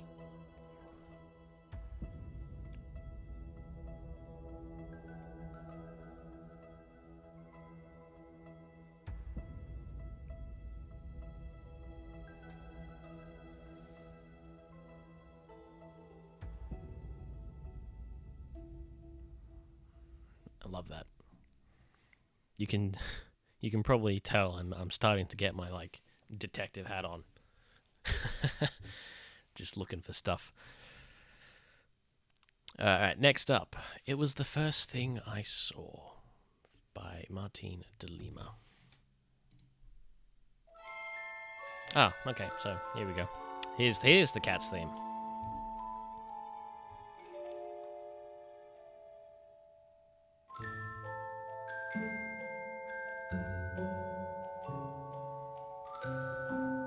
And this actually confirms that it wasn't just Martin Gonzalez who did the cat's theme. Martin de Lima also did it. So that's very good to see, that there was some, like, crossover of ideas between the composers.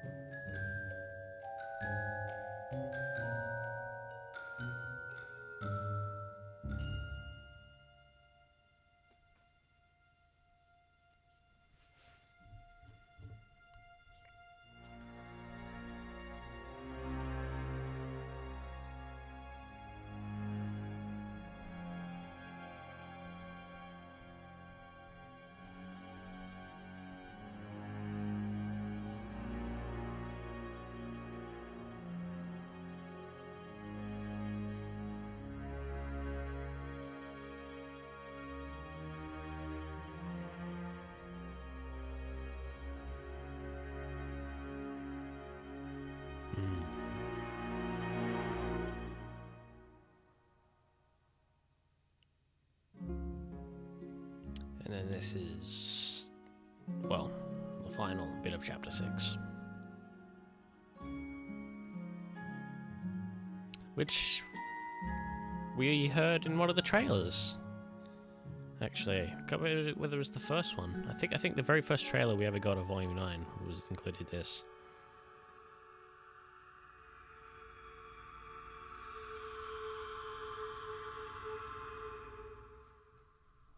Ah.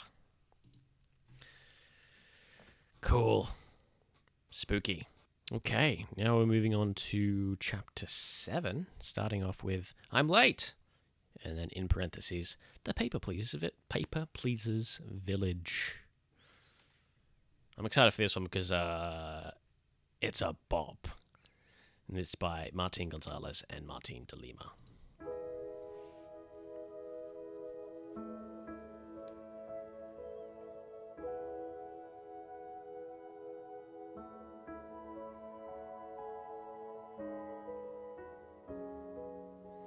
But before we get to the bop, we have to suffer through sadness. Or sad sounding stuff.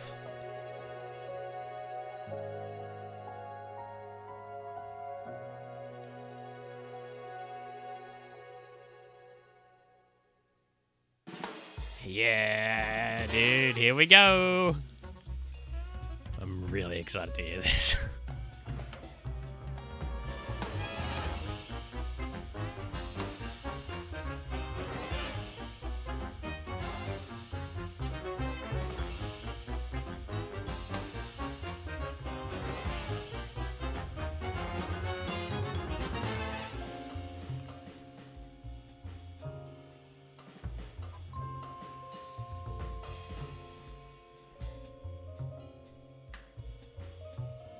Oh, man.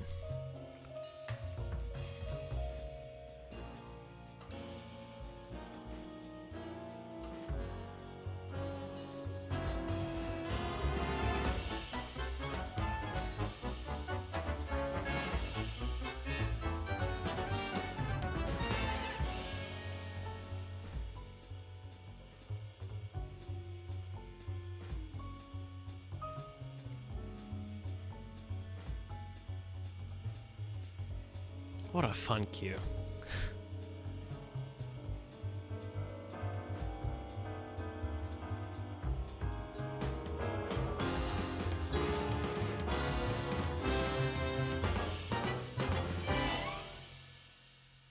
Ah, so fucking good.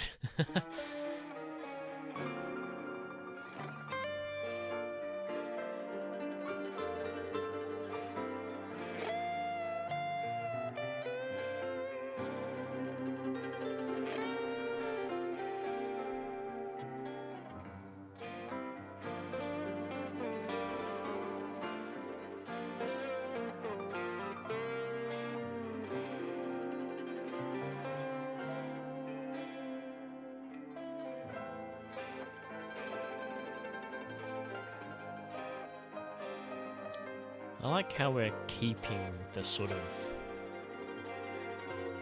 ever afterish sound present, even through the guitar.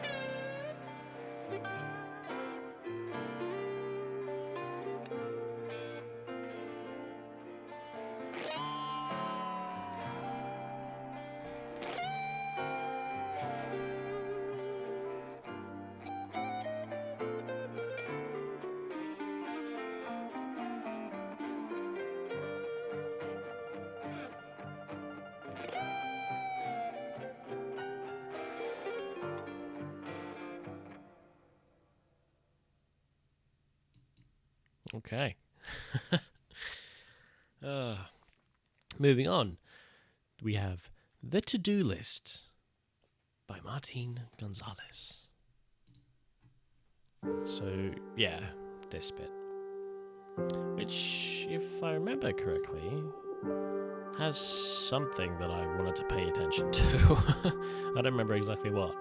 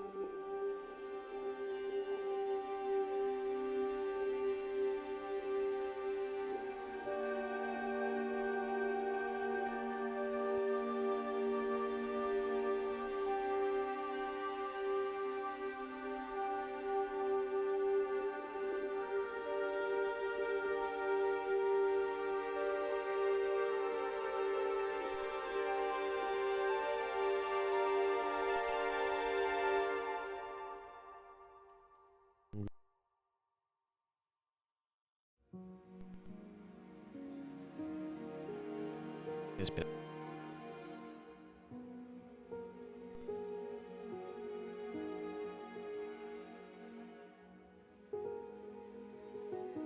As does that.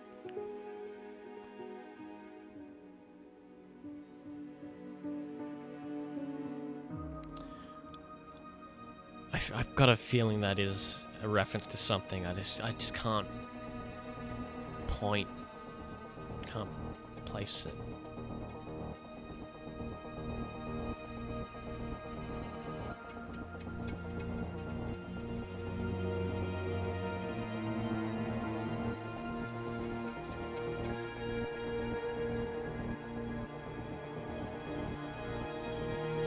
And this is obviously the argument.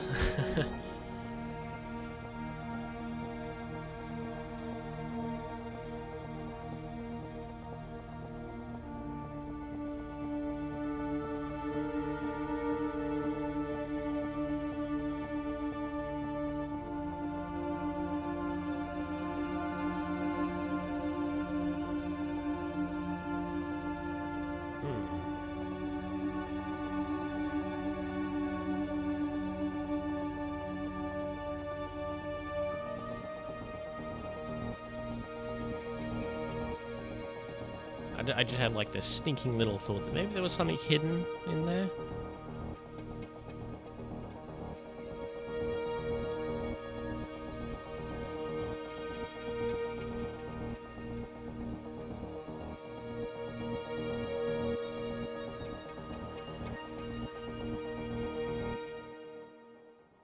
Oh man, done. I was so like enraptured I wasn't even paying attention to it. To when it was going to finish. Goddamn. And that's chapter 7 done. So now we move on to chapter 8, which is going to be a fun one. Starting with Why Are You Still Here? By Martin Gonzalez and Martin de Lima.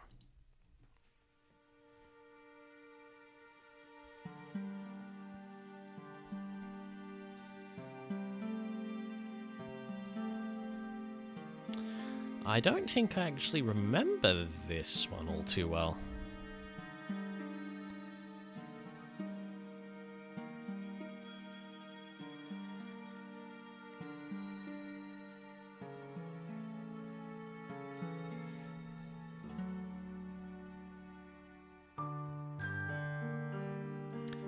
Never mind. I remember it.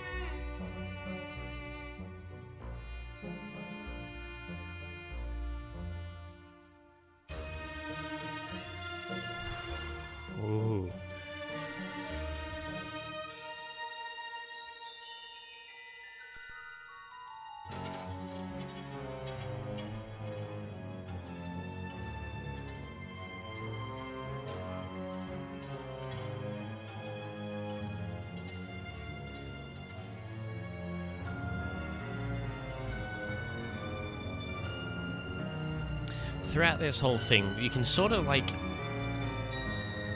It's like the barest little hints of Torchwick's theme. Which is probably helped by like the instruments and stuff being used is very much up his alley.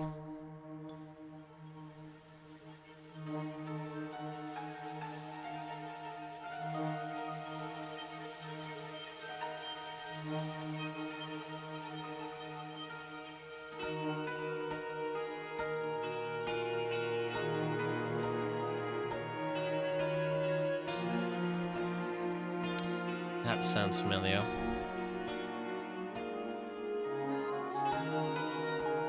Yeah.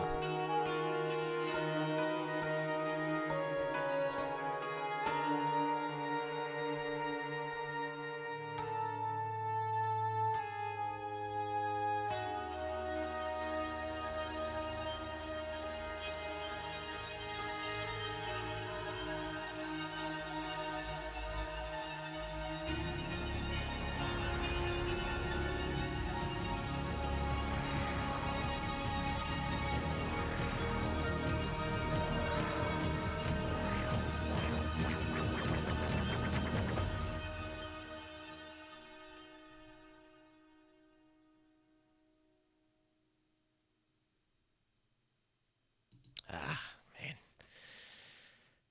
Yeah. Again, like lots of stuff that's like it's not Torchwick's theme. It's not, but it's like adjacent, sort of. Next up, hello, Red. And then in parentheses, how about a little reset?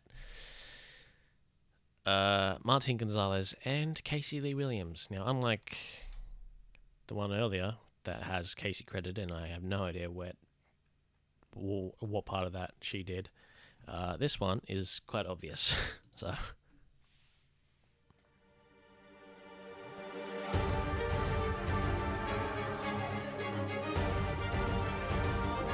Oh wow, there's actually a lot more to this than I anticipated. Like, lots of stuff happening in the background.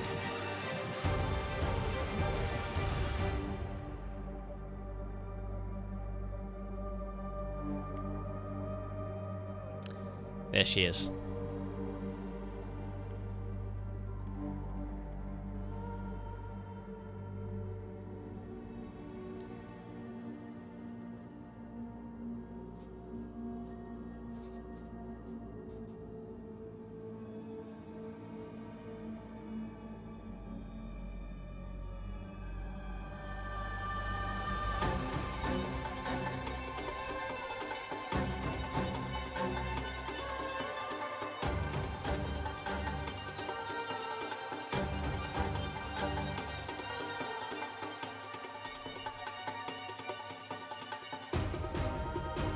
Ooh.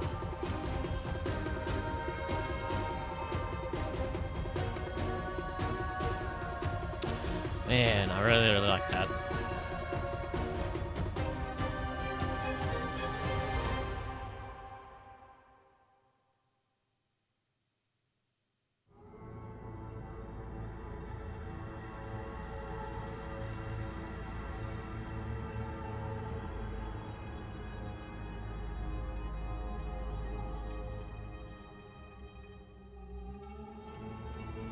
Is that still Casey there?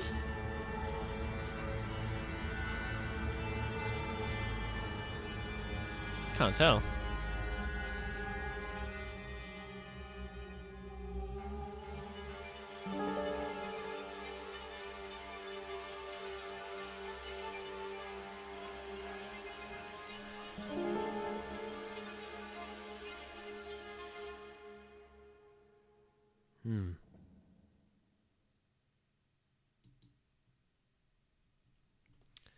Right. We have, I think we have four tracks from Chapter 8, so that's, I mean, I guess that makes sense. There was quite a bit of music in it. Quite a bit of score. Next up, I Can Be You Instead by Martin Gonzalez. So this is obviously going to be the cat showing their true colors.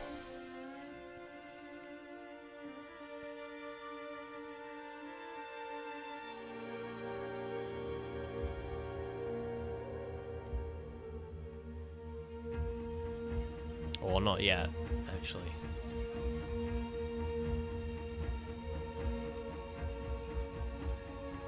Oh no, yeah, no. It's happened.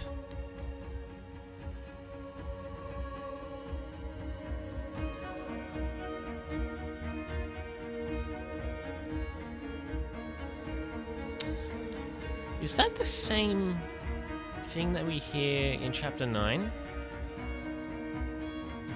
With Ruby and the blacksmith? I'm gonna keep that at the back of my mind when we get to that.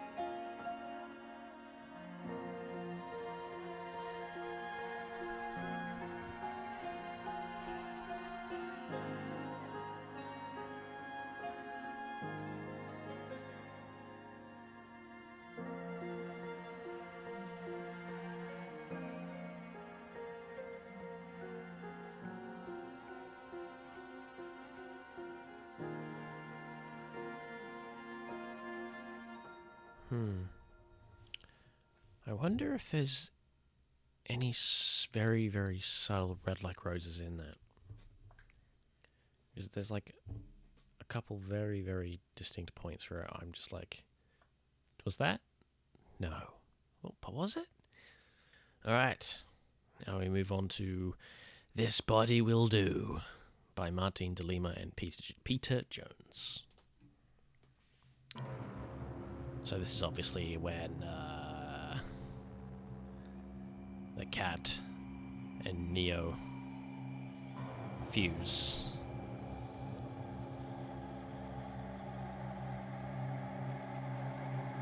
Or rather, the cat decides to take over Neo's body.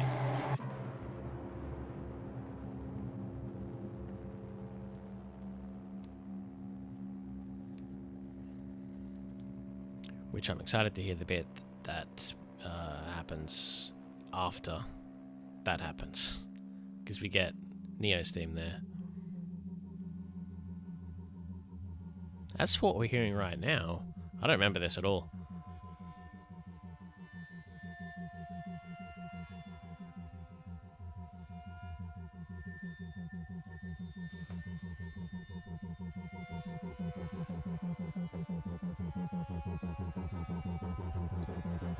Which probably shouldn't be surprising, because thinking about the scene, there's a lot of noise going on.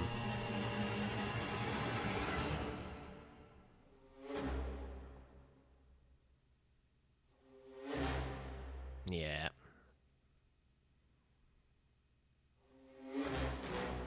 Yeah. That's fun.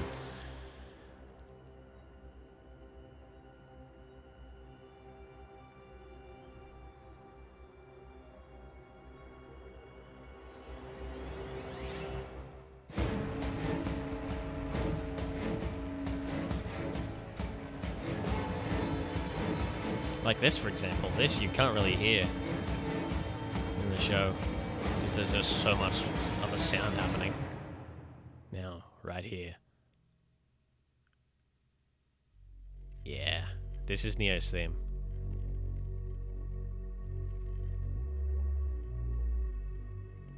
Yeah, listen to it. It's very subtle. Whoa, whoa, whoa, whoa.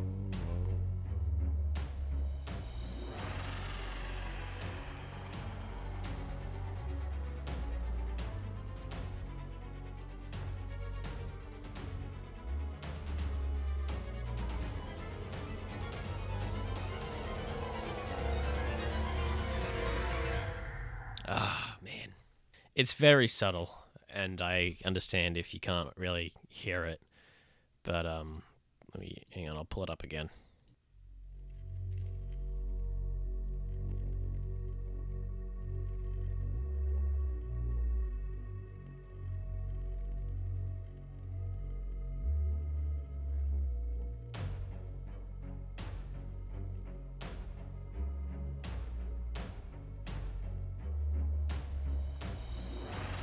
Yeah.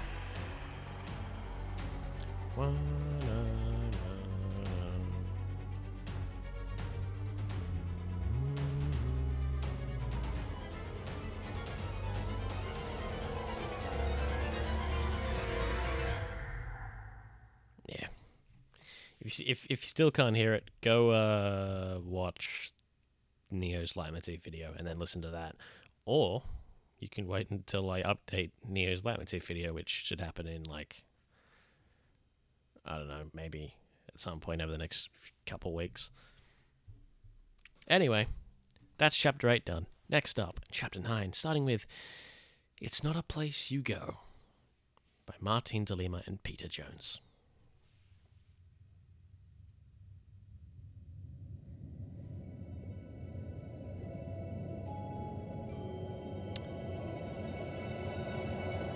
Where's this from? Oh, right, yeah. The start of chapter 9 is, yeah. I just forgot. So the summer bit is what opens chapter 9.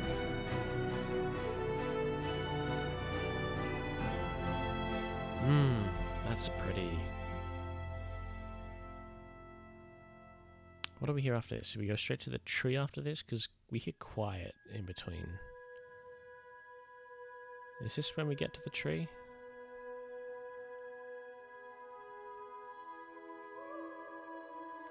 Yes, I think so.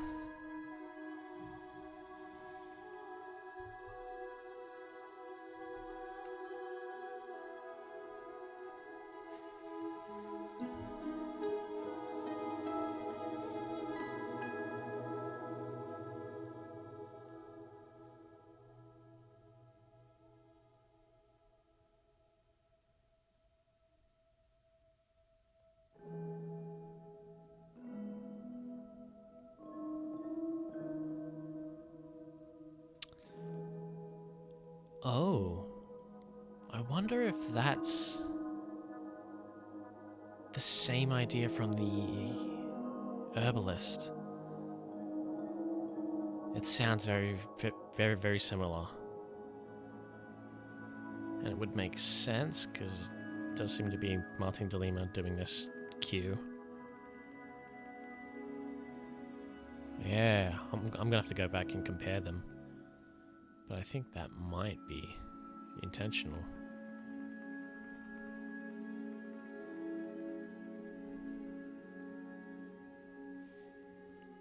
So that's really cool.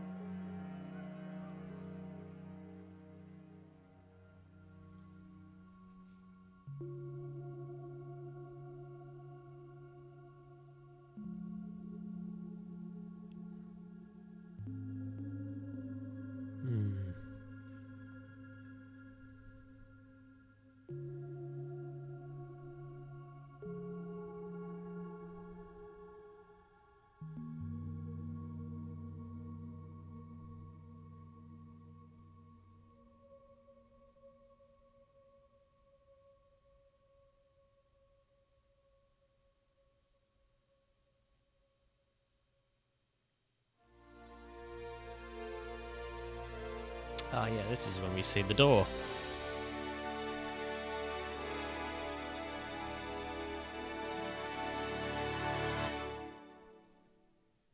Short and sweet. Next up, Playing the Hero, Martine de Lima, Martin Gonzalez.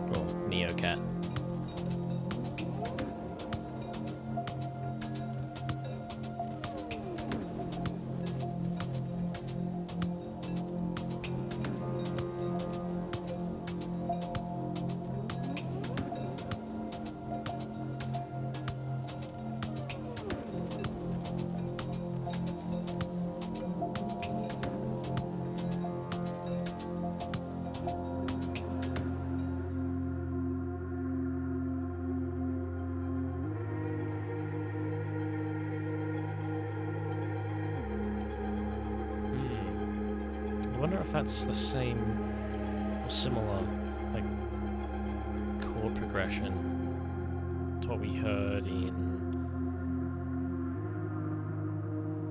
some of the other scenes. I can't specify. It's one of the things I'm going to have to investigate further.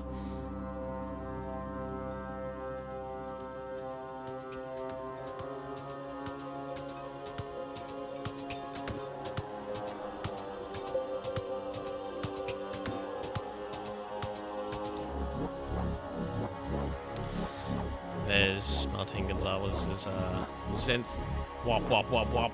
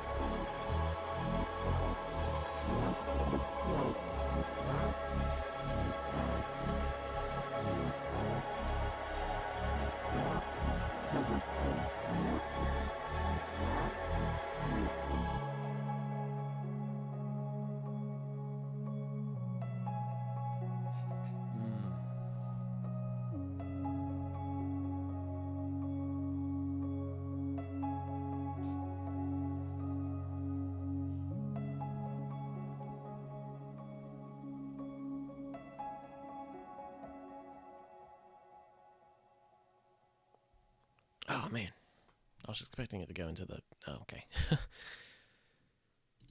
Next up, So Heavy. Martin Gonzalez and Peter Jones.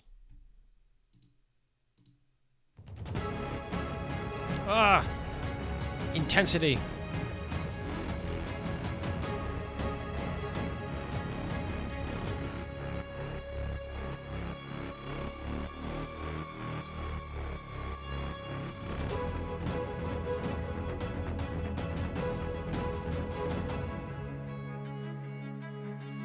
Right, this is what I was talking about just a few tracks ago, whether it was like a reference to this. I think it might be. But again, further investigation required.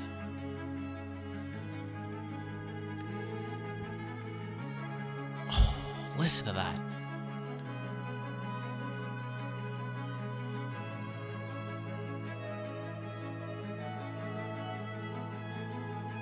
Ooh, it's a good one.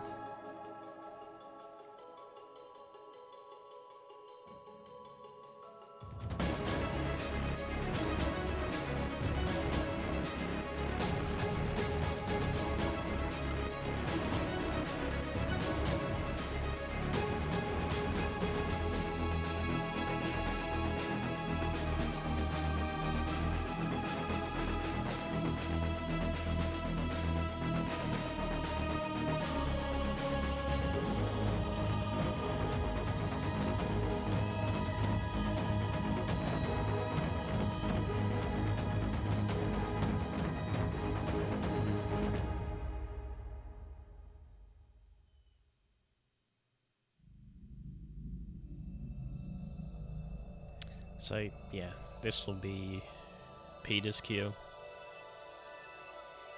which I'm excited to hear, clearly, because obviously we got a couple references and other cool stuff like that, what you're hearing right now.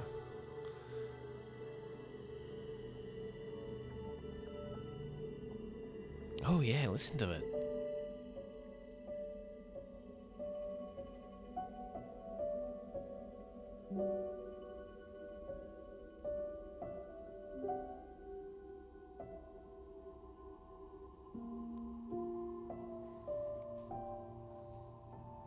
And then we get this, which, just go watch my reaction to Volume 9, Chapter 9 to get a more in-depth breakdown of what this is.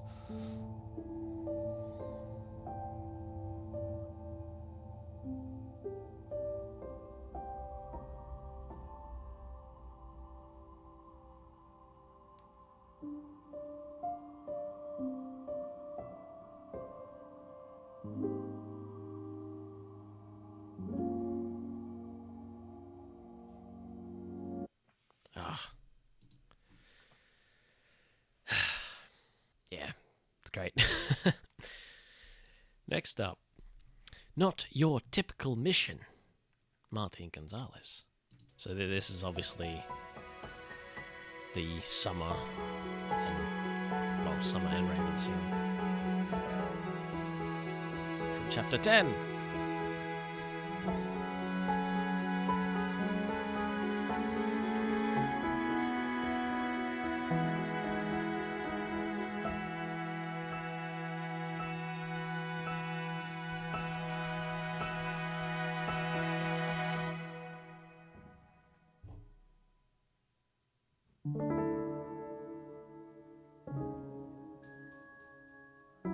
Ooh, that's something I've noticed before.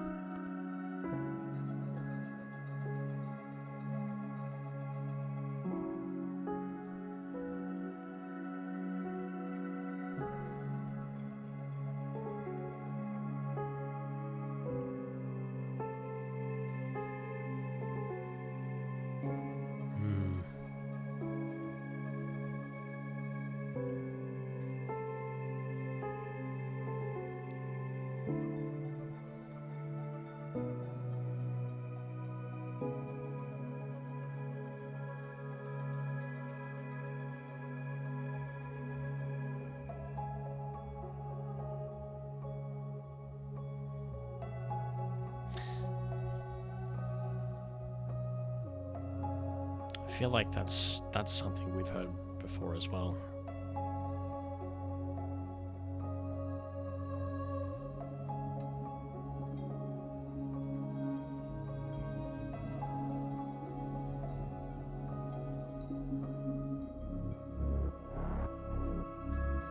There's the synth again. Wah, wah, wah, wah, wah.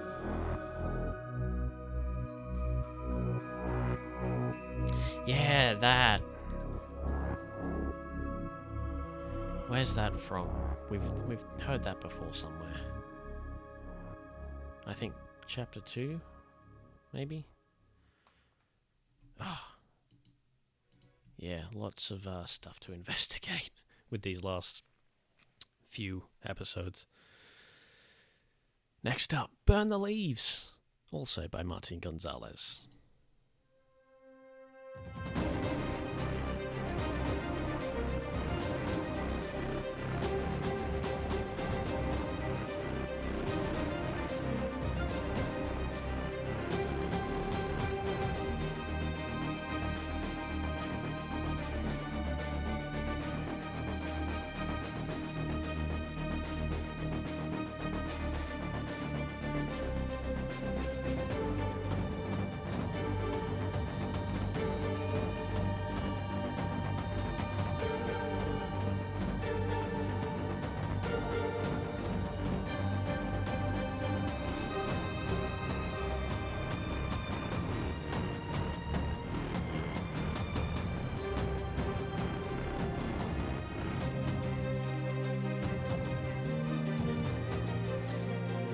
I think that's the same thing, maybe? From the Ruby Blacksmith thing from 2 tracks ago? Or 3? Ooh.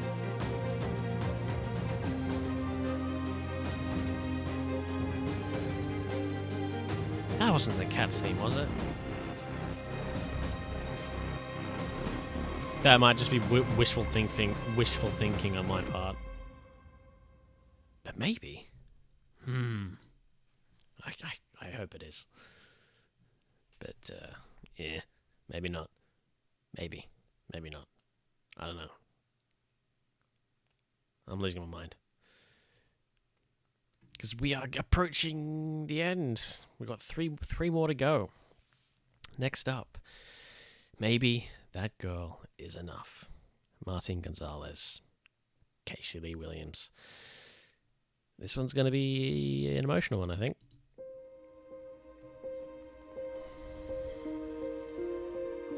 And of course, this is pretty much just bringing back what we heard back in chapter 2.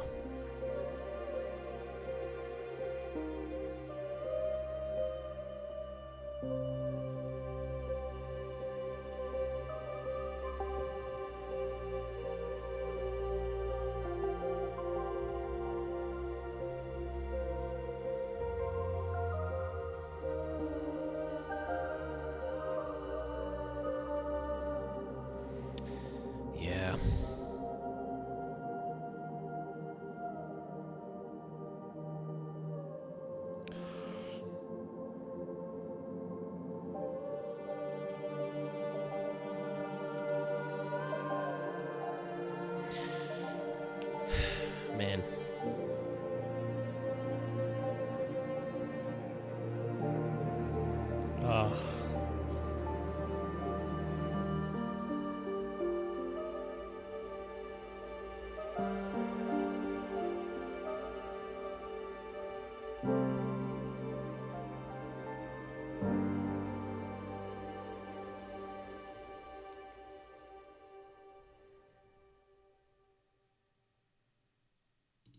And that, of course, leads into Guide My Way, and yeah, that's a good one.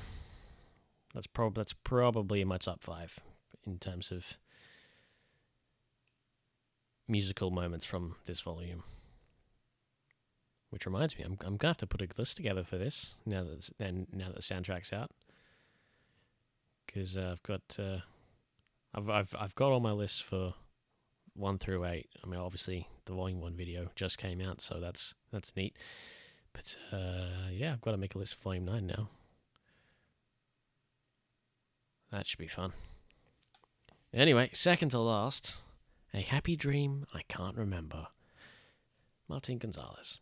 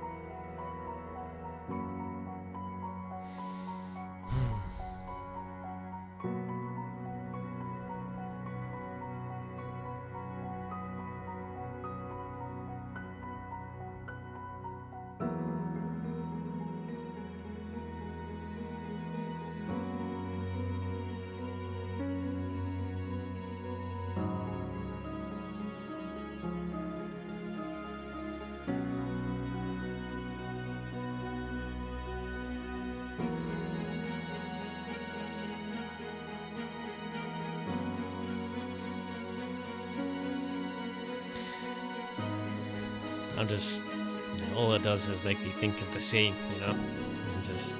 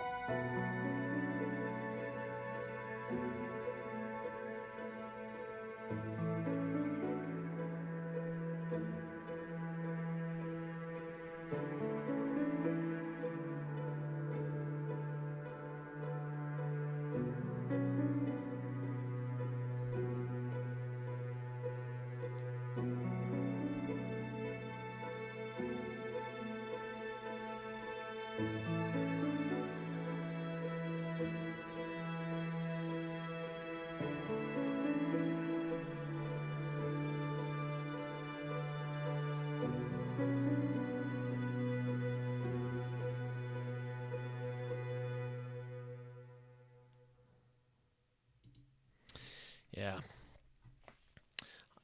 So yeah, that was the like the farewell to Somewhat and all that stuff. I just noticed, yeah, we didn't get the ending with Neo, which is interesting because we haven't had anything as far as I've noticed, like any cut music so far. So why didn't we hear that? I think maybe it's because the music in that scene was just the same from the same music from Chapter 2, just reused.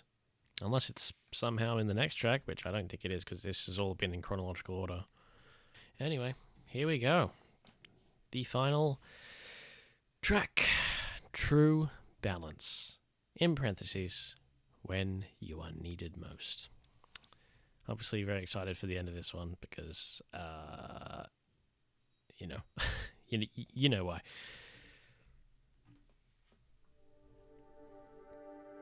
Martin Gonzalez, by the way.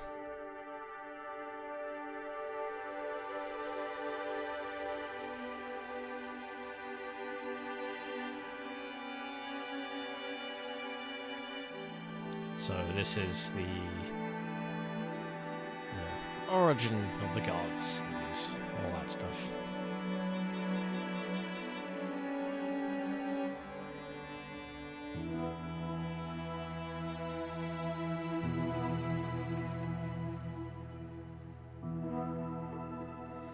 And it's here where we should hear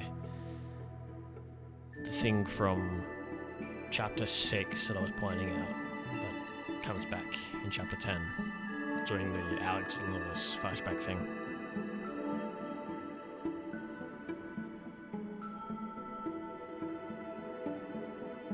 Not that I expect you to remember that, because it is a very, very subtle thing, but that's what I'm looking out for.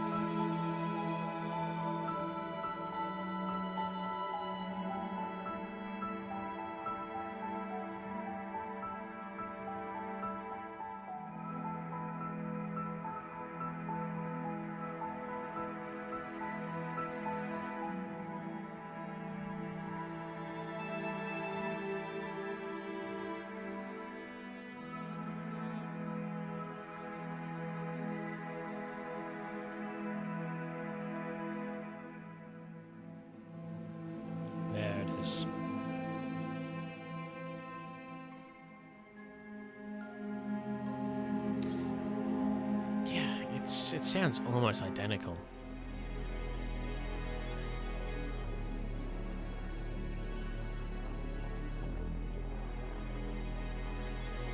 Synth again.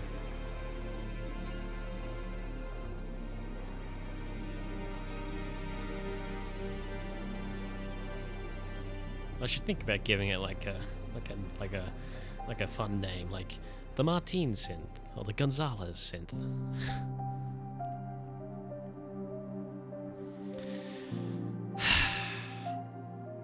Ah, listen to it, dude.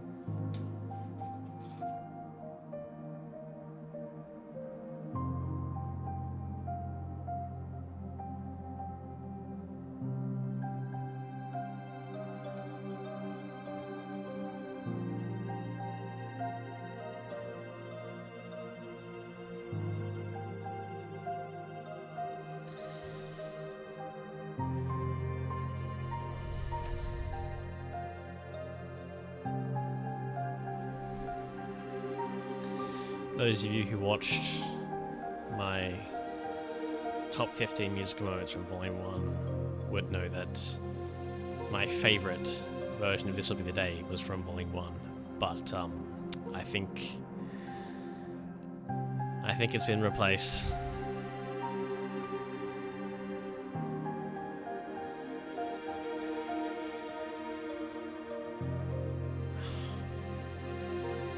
Wow.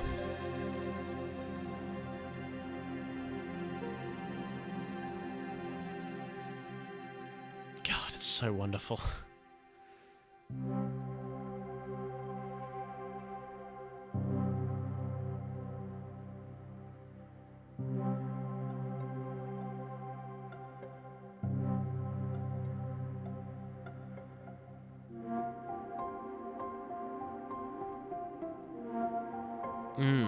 I think this is another idea that is recurring.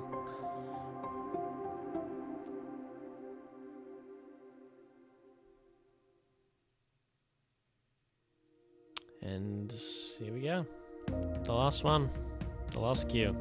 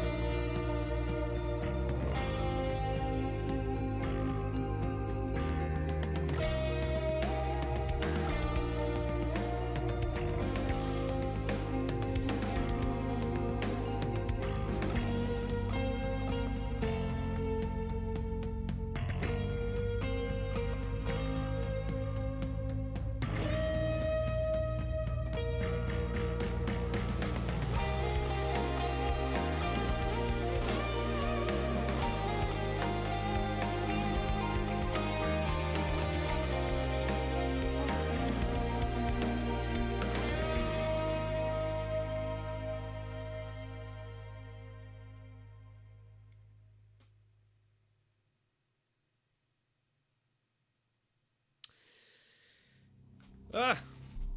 Nope. Don't know why that started playing. It's completely random. That's from Volume 7. That's Volume 9. Soundtrack. Done. God. Yeah, man. It's a good one. It's a good one.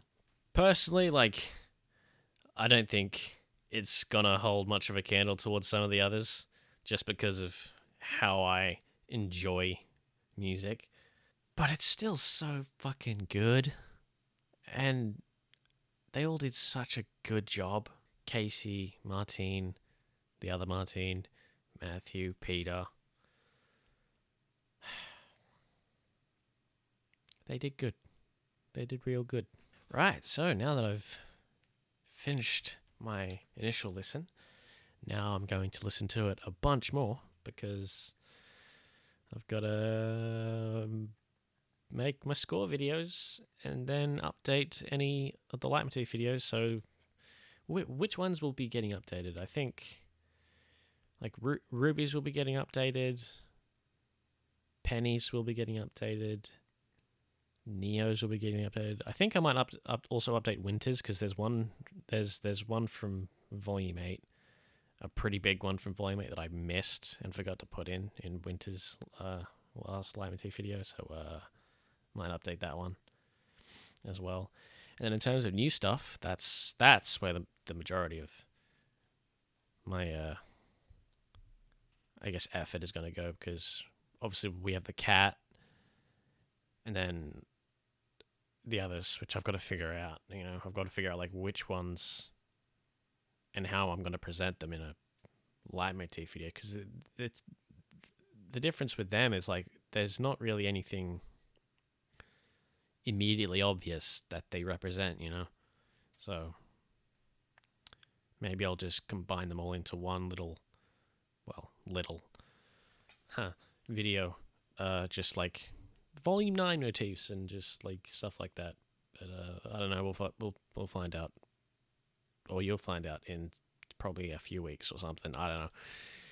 Anyway, that's going to be it for me for this reaction to the Volume 9 soundtrack. I'm going to get stuck into the score videos now, and yeah. Thanks for watching. This is fun. Bye.